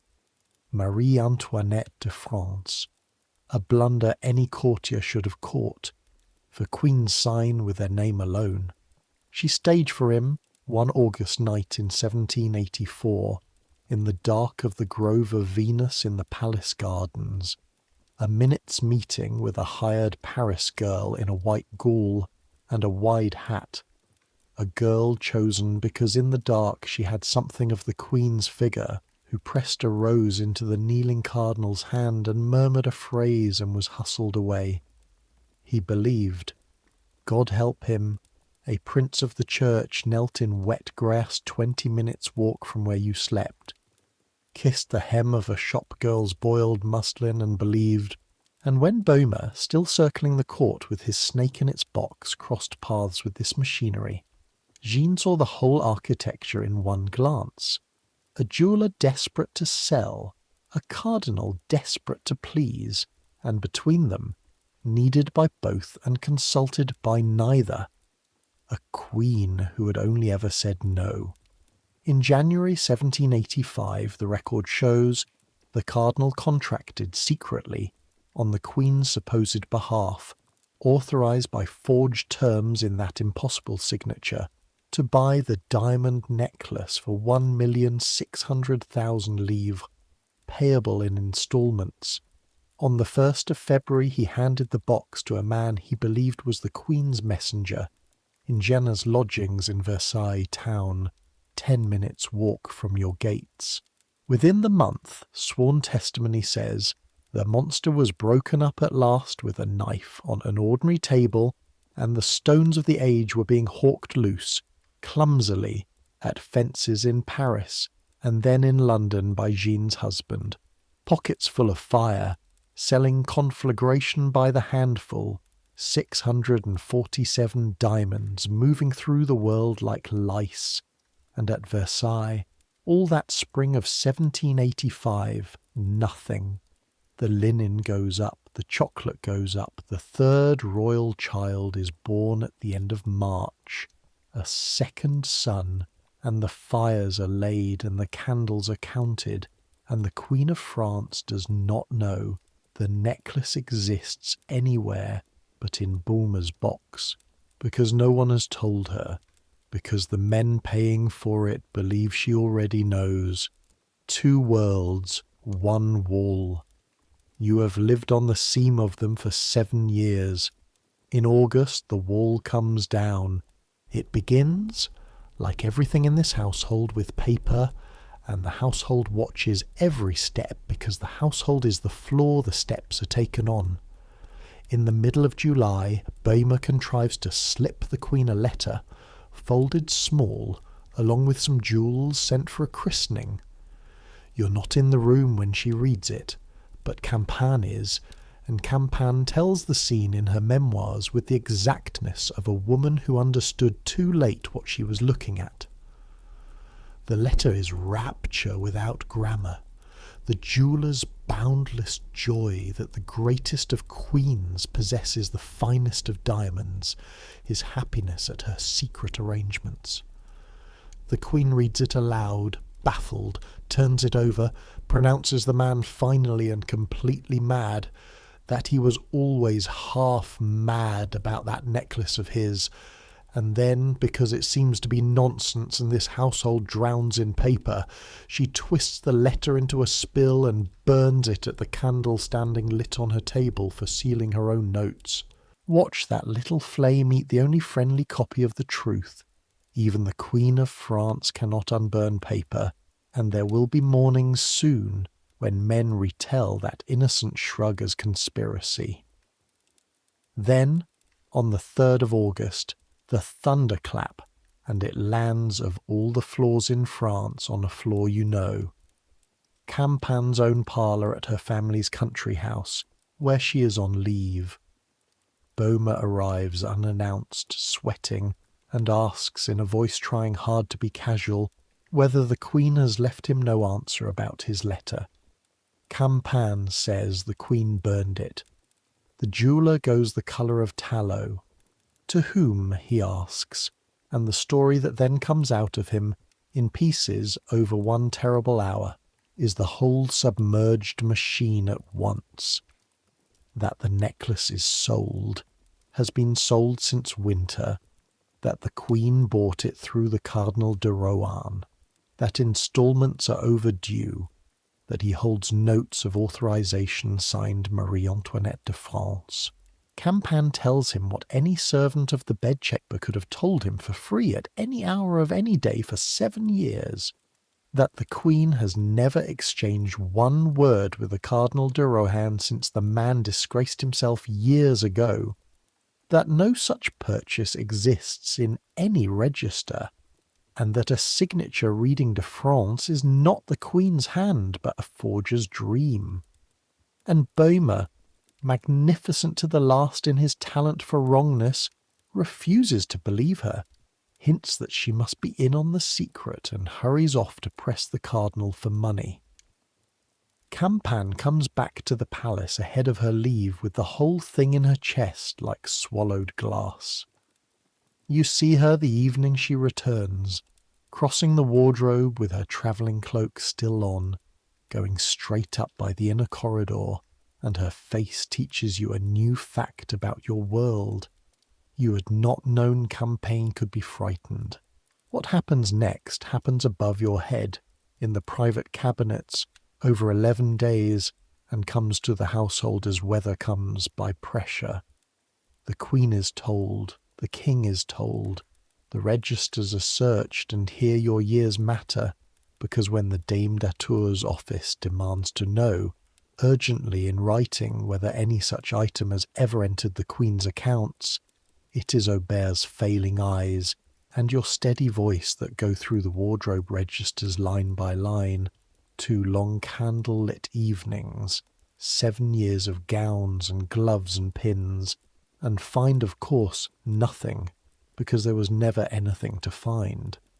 You're 23 years old, and for 2 nights the defence of the Queen of France's honesty runs partly through your index finger moving down a ledger column. Nothing, nothing, nothing. You have never loved the dull perfection of the linen room's bookkeeping as you love it those 2 nights.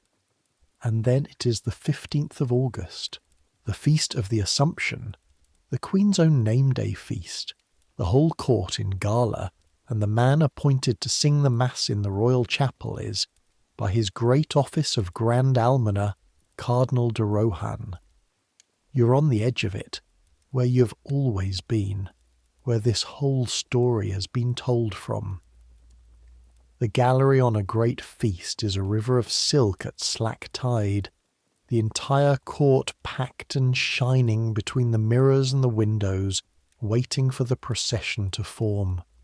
You are standing far down the service end with Rosalie, both of you pressed into the doorway of the linen store, that same door Jeanne de Lamotte once pointed to and misnamed, watching the crowd the way the household always watches, over a stack of folded cloths invisible. The procession does not form, instead a ripple. The cardinal, unmistakable at any distance, scarlet against the gold, is summoned out of the throng by an usher and disappears toward the king's cabinet, and the gallery, which can smell a wound through 6 walls, begins to hum. Minutes pass. The hum thickens. Somewhere behind those doors, though the court will not have the details for days, a prince of the church is standing before the king and queen and the Baron de Breteuil, being asked in plain words about a necklace, producing from his pocket the folded authorization, hearing the queen's voice, shaking, tell him to his face that she has not spoken to him in 8 years, watching the king point to the signature, Marie Antoinette de France, and ask how a man who'd lived at court since boyhood could believe a queen would sign herself like a schoolgirl in a play. The cardinal is permitted a quarter of an hour, alone, to write an account. His hand shakes too badly to finish it. What the gallery sees, what you see, over the heads of the entire court of France, is the doors open and the scarlet figure come out changed, grey-faced above the red, and behind him the Baron de Breteuil, minister of the king's household, who does not lower his voice. The words go down the hall of mirrors like fire down a fuse, the same 17 arches, the same 357 mirrors repeating it. Arrest Monsieur le Cardinal, a prince of the house of Rohan, Grand Almoner of France, in his pontifical scarlet, on the Feast of the Assumption, is arrested by a lieutenant of the bodyguard in the middle of the Hall of Mirrors, in front of the assembled court of France, and marched away through it to a state prison, and the whole gorgeous river of silk stands frozen with its mouths open, and the only sound for 1 long second is a single dropped fan hitting the parquet like a gunshot. Rosalie's hand finds your wrist and grips it, hard over the folded linen. Look at them, she breathes, and you look, and you see it, and your stomach drops away like a stone down a well, because you are watching the court of France receive the news of a monstrous fraud against the Queen, and what is blooming on face after powdered face down that entire glittering gallery is not horror. It is delight. The rest of the day runs on ceremony's rails because it must. The Mass is sung, the feast is eaten, the machine grinds through its forms.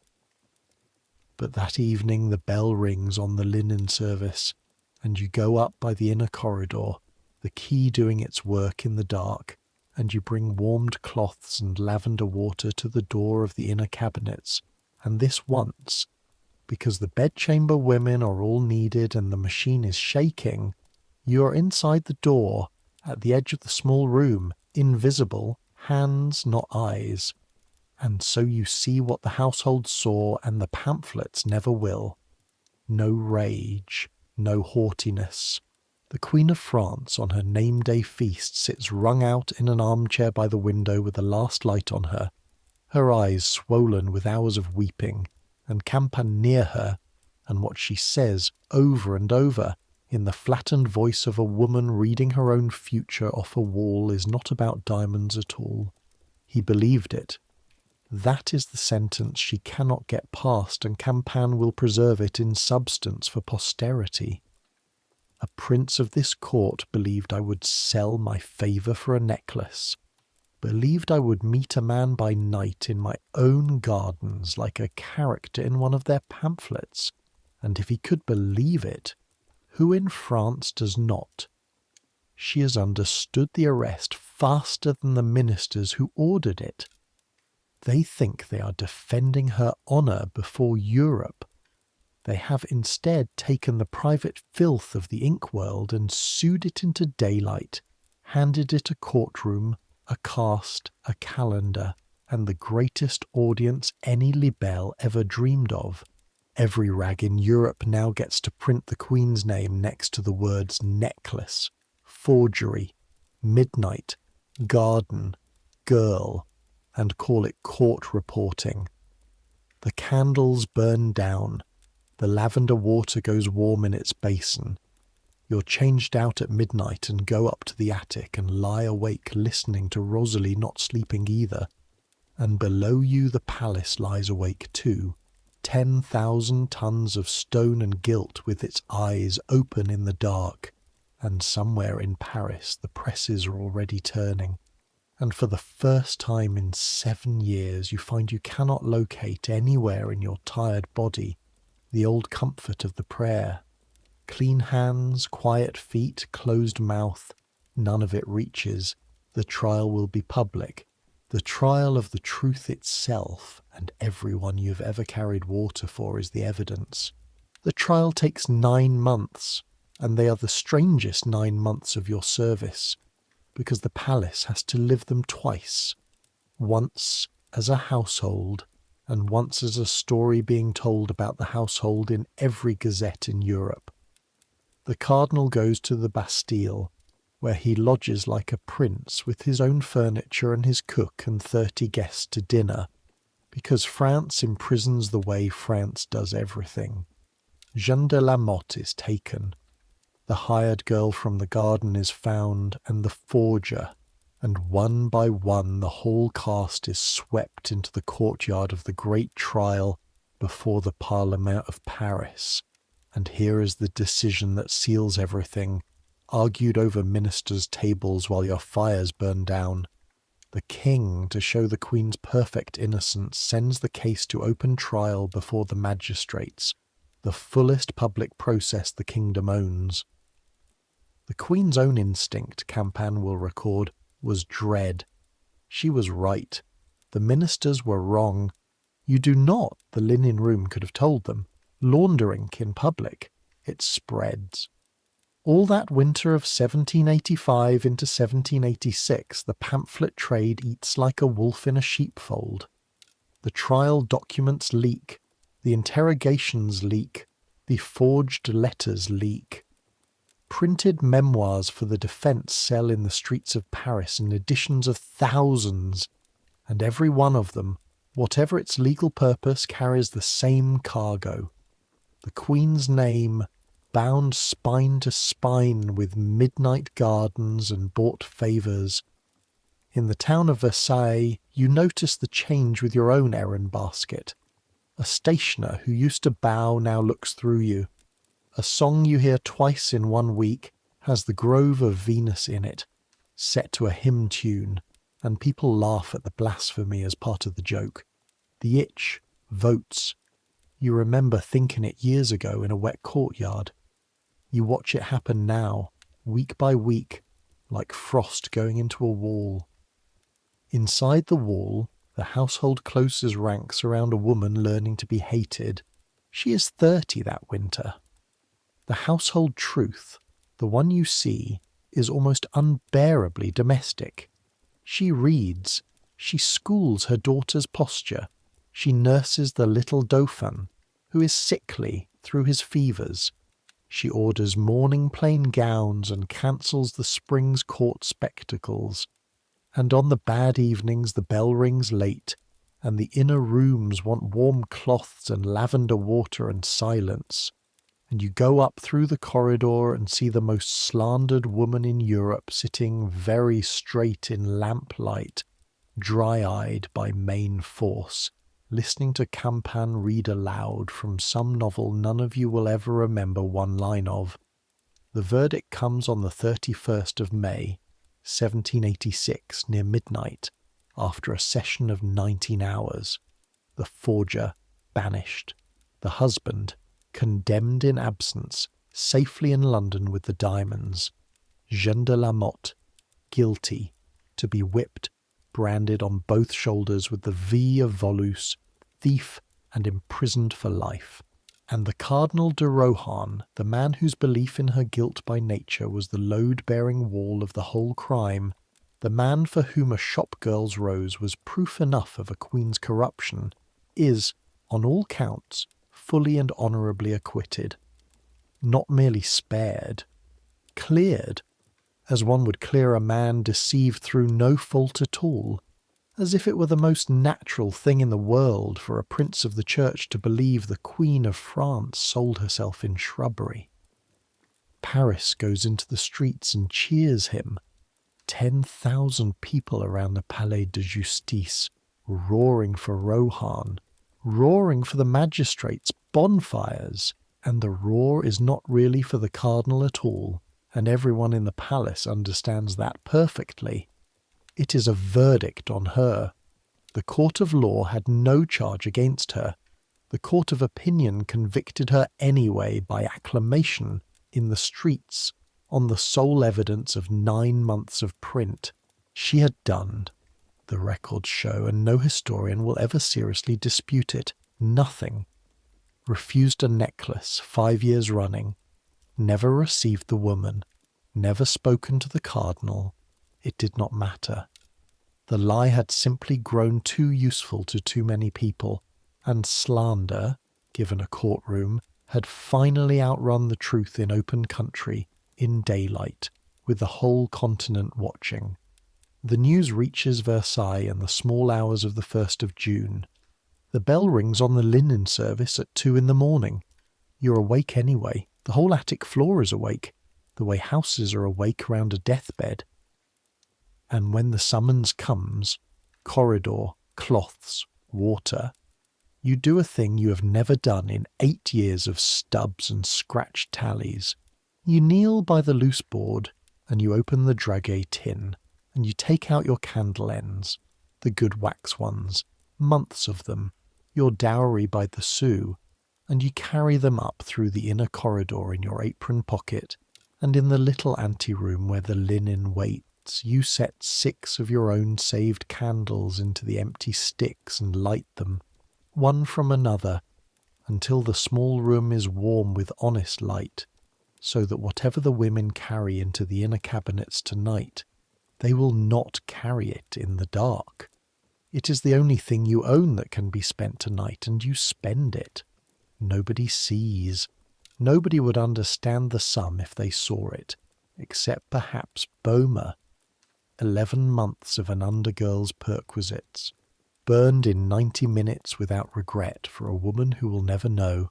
Toward 4, the door of the inner room opens and Campan comes out for the cloths, and stops, and looks at the blazing anteroom, and at you, and being Campan, does the arithmetic of the candlesticks in one glance, and says nothing, and takes the cloths and goes back in. Through the open door for 3 seconds you see the Queen. She's not sitting straight tonight. She's weeping the way your mother wept the winter. The river took the lower field, hands open in her lap, past covering her face. And Campan will one day write of this night plainly. The Queen's grief was terrible to see, for she understood before anyone what the verdict meant, and said so. That if she could be believed capable of this, she could be believed capable of anything. Come and weep for your Queen. This house's walls could have written to France. France was dancing around bonfires instead. The door closes. You sit down on the linen chest and watch your candles burn, and at some hour you take out the green needle case and open it, and there between the fourth needle and the fifth is the pin, the little steel pin from the Gazette des Atours, October 1778. The first morning, the freezing shirt, the girl you were. You turn it in the light of your own burning savings. You had kept it. You understand finally, as proof that you had touched the bright spot once. Tonight it feels like something else. The whole system in one steel splinter. The pins and registers and rotors and laws, all that machinery of counting, which could number every chemise in the wardrobe and could not protect one woman from a signature any clerk should have laughed at. 3 weeks later, on the 21st of June, in the courtyard of the Conciergerie in Paris, the rest of the sentence is carried out, and you learn of it the way the whole household learns of it, from the gazettes read aloud in the wardrobe, and it is ugly, and I will give it to you in one breath because it happened and then we will step back from it. Jeanne de la Motte, screaming, fighting 6 executioners, is whipped and branded, and she twists so hard at the iron that the second V sears not her shoulder but her breast, and her screams empty the courtyard's stomach, and she is carried to the prison of the Salpêtrière, from which, within a year, she will escape to London, almost certainly with hired help and a paid-for blind eye, and there she will write memoirs of triumphant filth, printing every invention the trial disproved as gospel, adding new ones, and Europe will buy every edition. The branded thief becomes, in ink, the wronged heroine. The innocent woman becomes in ink the monster. That is the end of the affair of the diamond necklace. Nobody who touched it was saved by the truth. In the linen room, the morning after the branding is read aloud, old Madame Aubert folds the Gazette in half and half again, and feeds it to the wardrobe fire with the tongs, and stands watching it go up, and says, "To the room, to the linen, to 40 years of service, the only political sentence you will ever hear from her. They have learned that it can be done. Then, ficus, the rota, we are behind." And the house works on, because the house always works on. But you noticed that summer that Aubert has begun to lock things that were never locked before. Let the year cool now. Let the story cool with it. The worst is told. What remains is the long quiet after, and the quiet is where this household always lived best. Autumn, 1786. The park turns amber and smoke blue. The fountains are drained one by one against the frost, and the machine settles back into its immemorial rhythm. Fires and linen and chocolate and bells, as if nothing in the world had happened, because that is what machines are for. And in that quiet autumn, one by one, the small things of this story come home to roost, gently, the way small things do. The gloves first.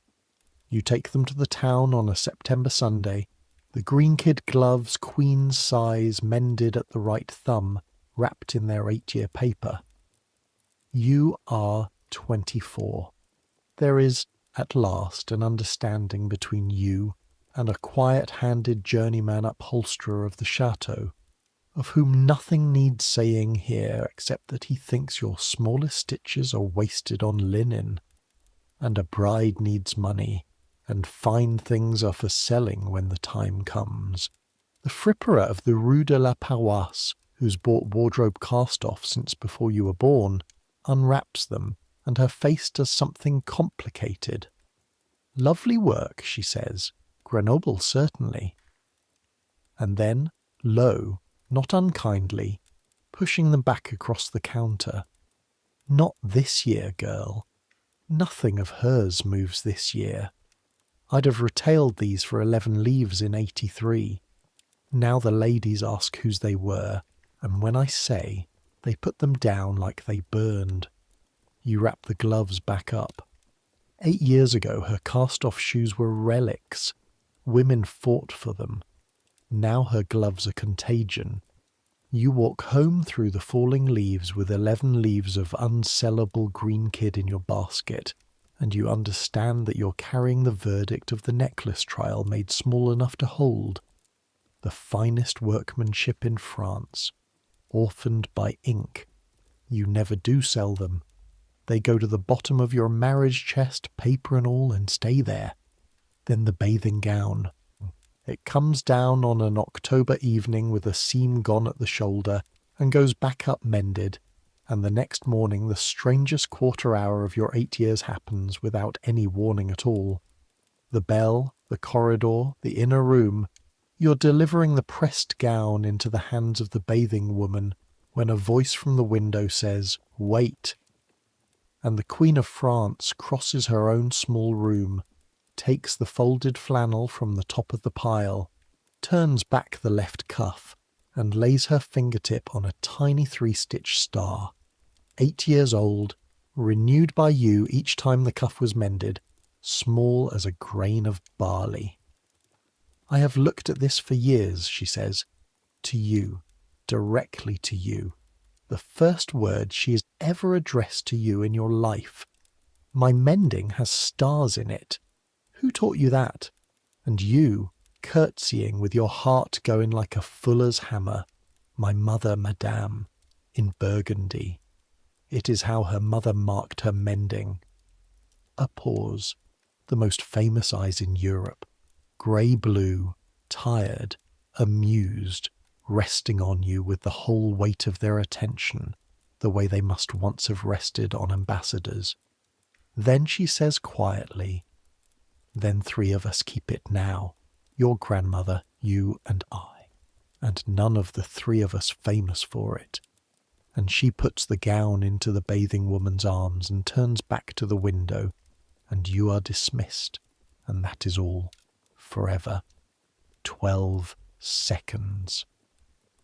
The pamphlets of Europe have printed libraries about this woman's body, and you possess, for life, one true sentence of her, earned with 40 stitches on the inside of a wet cuff. Of the 2 archives, you know which one you trust. Rosalie marries her sergeant at the Michaelmas after the trial, in the parish church of Notre Dame in the town, in a striped gown she and you sewed in the attic over 4 months of Sundays, and half the wardrobe weeps as if it were a coronation, and Baptiste, scrubbed within an inch of his life, gives her away in the absence of her Picardy father and cries harder than anyone. She kisses you on both cheeks at the church door, this woman who taught you the stairs, the pots, the songs, the arithmetic of the house. And she says into your ear the last of her 1,000 whispered verdicts. Keep the key polished and the mouth shut and get out before you're Aubert. Then she has gone to lodgings by the barracks, and the attic bed is suddenly enormous, and you discover that 8 years of another person's breathing is a thing your own sleep has learned to lean on. Her replacement arrives within the week because the machine abhors a gap. A linen girl from Auxerre, of all places on God's earth, 16, terrified, chapped hands, her mother's paternoster in her bundle, who drops a silver basin on the service stairs her 3rd morning and stands over the clatter waiting to be flogged, because in the chateau of her imagination that is what happens. You pick up the basin, you hand it back, you hear your own voice say, "Calm as pewter," the sentence Rosalie said to you across a copper of steaming water in October 1778, the sentence that is apparently a fixture of the house, like the smells. Don't slop it. That's the Queen's own hot water, blessed by rank. And when she stares, you add the truer thing, the thing you actually owe her. It gets easier. The stairs get shorter. The bells sort themselves. In a year you'll cross the state apartments without seeing them. It gets easier, and watching her exhale, you feel the whole relay of the house run through you. Aunt to Aubert, to Rosalie, to you, to this child.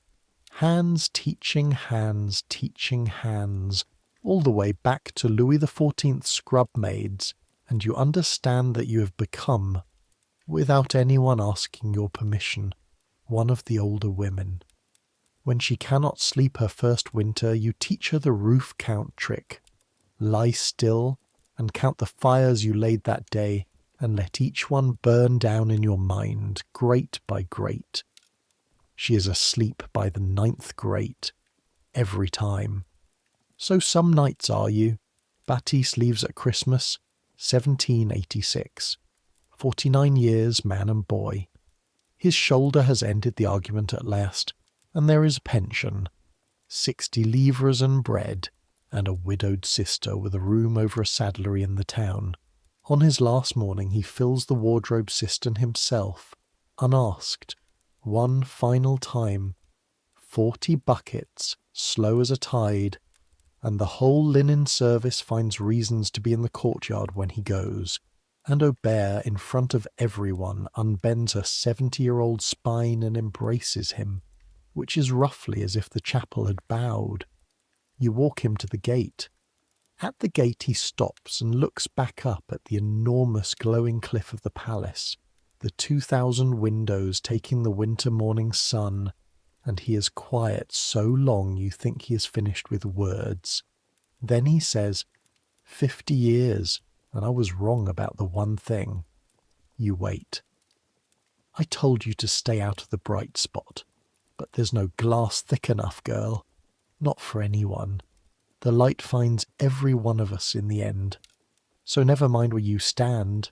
He settles his bundle. Mind what you're like in the corridor. That part I had right.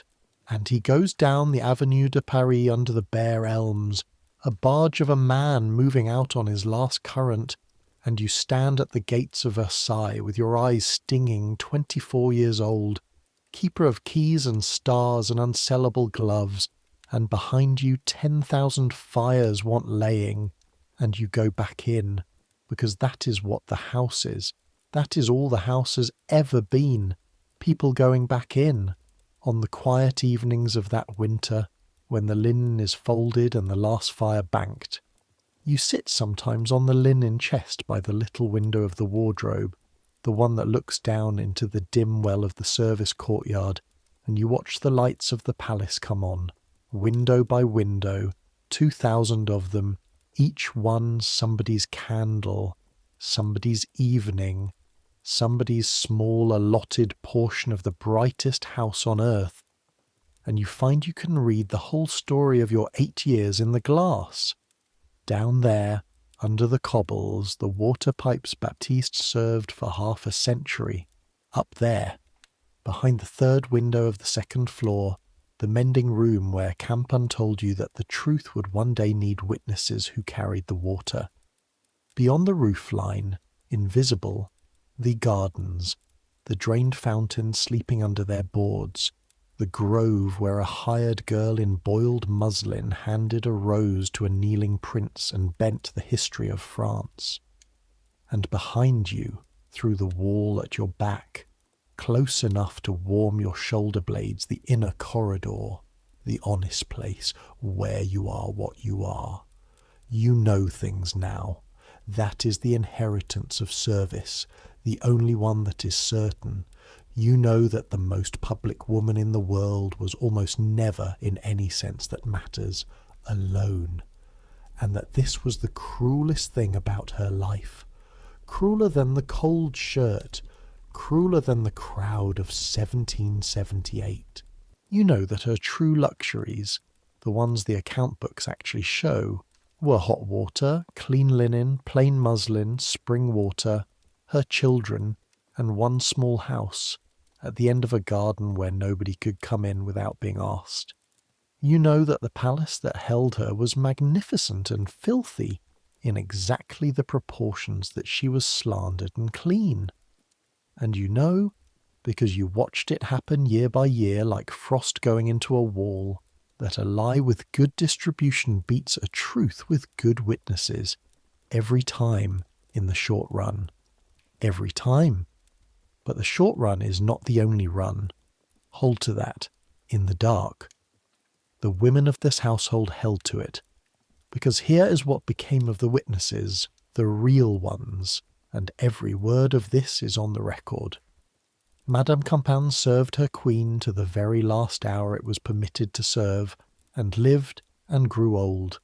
And in her old age she did exactly what she told a frightened linen girl the truth would one day need.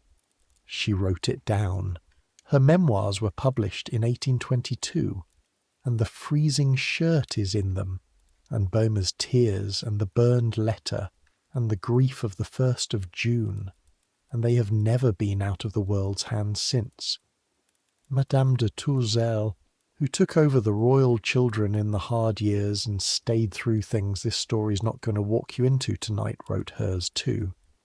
The etiquette books survive, and the wardrobe registers, and the police files on the pamphlet trade, whole shelves of them, so that any patient stranger, centuries on, can sit in an archive and watch the truth and the lay run their long race all over again.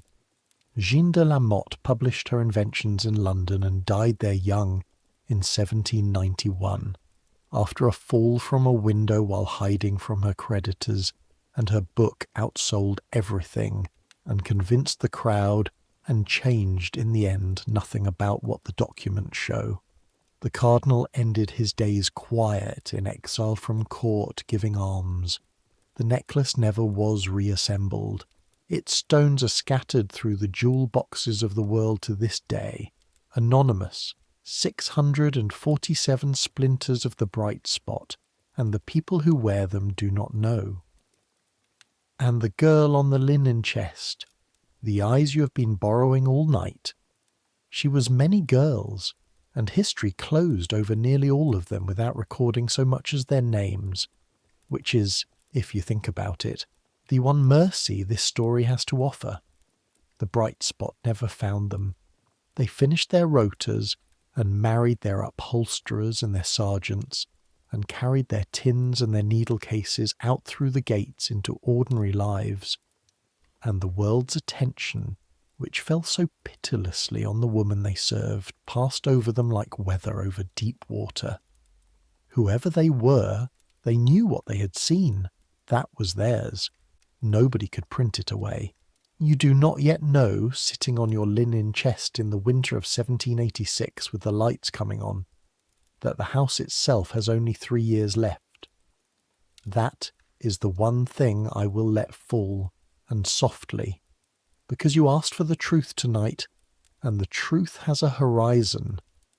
In 3 Octobers the market women of Paris will walk out to these gates in the rain, thousands of them, and the age of this palace will end in a single night, and the corridor you keep the key to will matter one last time, and then the vast machine will stop mid-motion like a clock with its weights cut and never run again. But that is 3 years away, 3 whole years, 1,000 mornings of chocolate and bells, and tonight in the winter of 1786 nobody in this warm sleeping house knows it, and neither, kneeling at your window with the snow beginning, do you? So let the house have its evening. Listen. The last carriages are crunching away down the great courtyard. The Swiss guard is changing at the gates, stamping against the cold, and their calls come up through the snow hush like voices across water. Somewhere below, a door closes, then another, further, softer. The 2,000 windows go dark in their old order.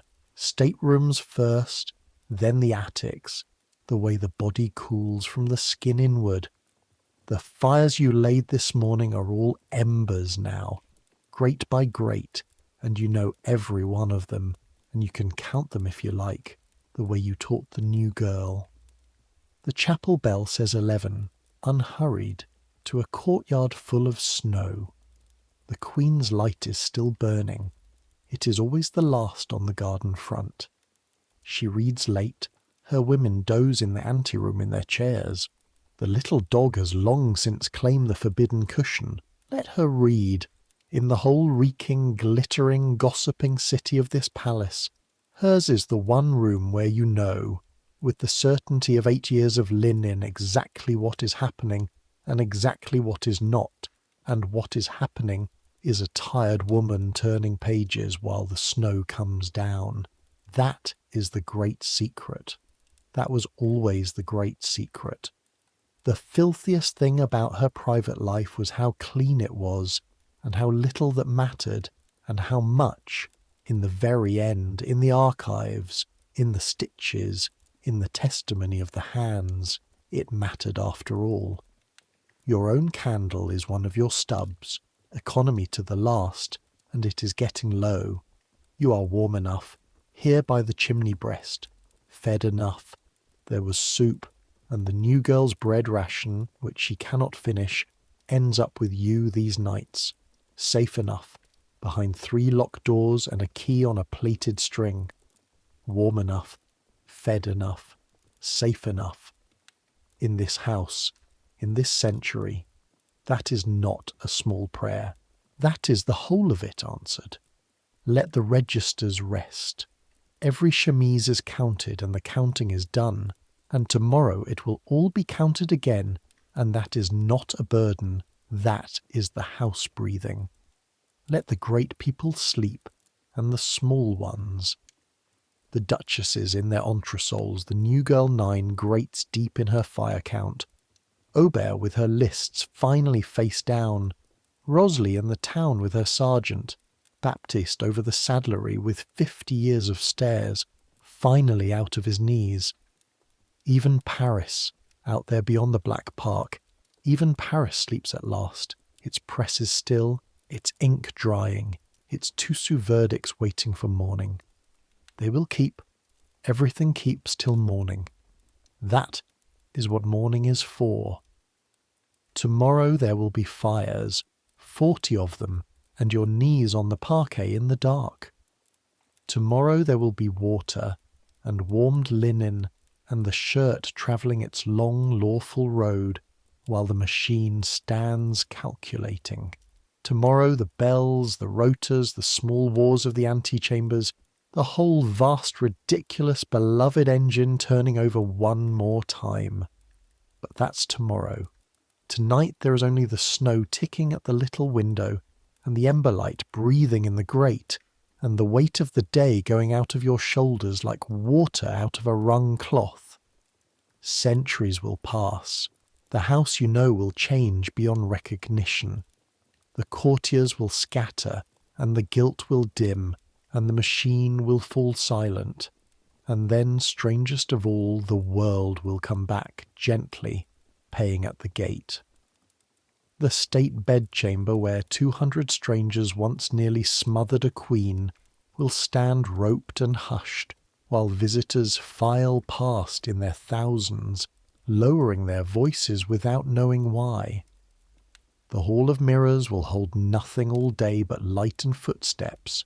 Someone will restore the little corridor behind the walls, and guides will point out the hidden door in the panelling, and every single day some child will ask who used it, and the guide will say, the servants, and move on.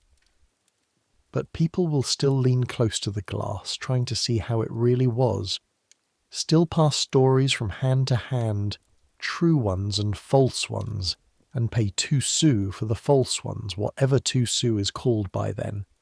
Still fall asleep, in every language on earth, to tales of great houses and the hands that kept them. Some things don't change. The hands don't change. The wanting to know and the wanting to rest, those don't change. So let it come now, the way it came every night of those 8 years, honestly earned. Let sleep take you the way it took a linen girl in a palace attic under the snow 240 years ago, with the key warm on its string and the needle case under the bolster, and every fire in her keeping banked safe till morning. Let the great house grow dim around you, corridor by corridor. Let the bells go quiet in their towers. Let the last light on the garden front gutter and sink and go out. Let your thoughts slow and settle and soften like snow into a courtyard until they lie still. The counting is done. The doors are locked.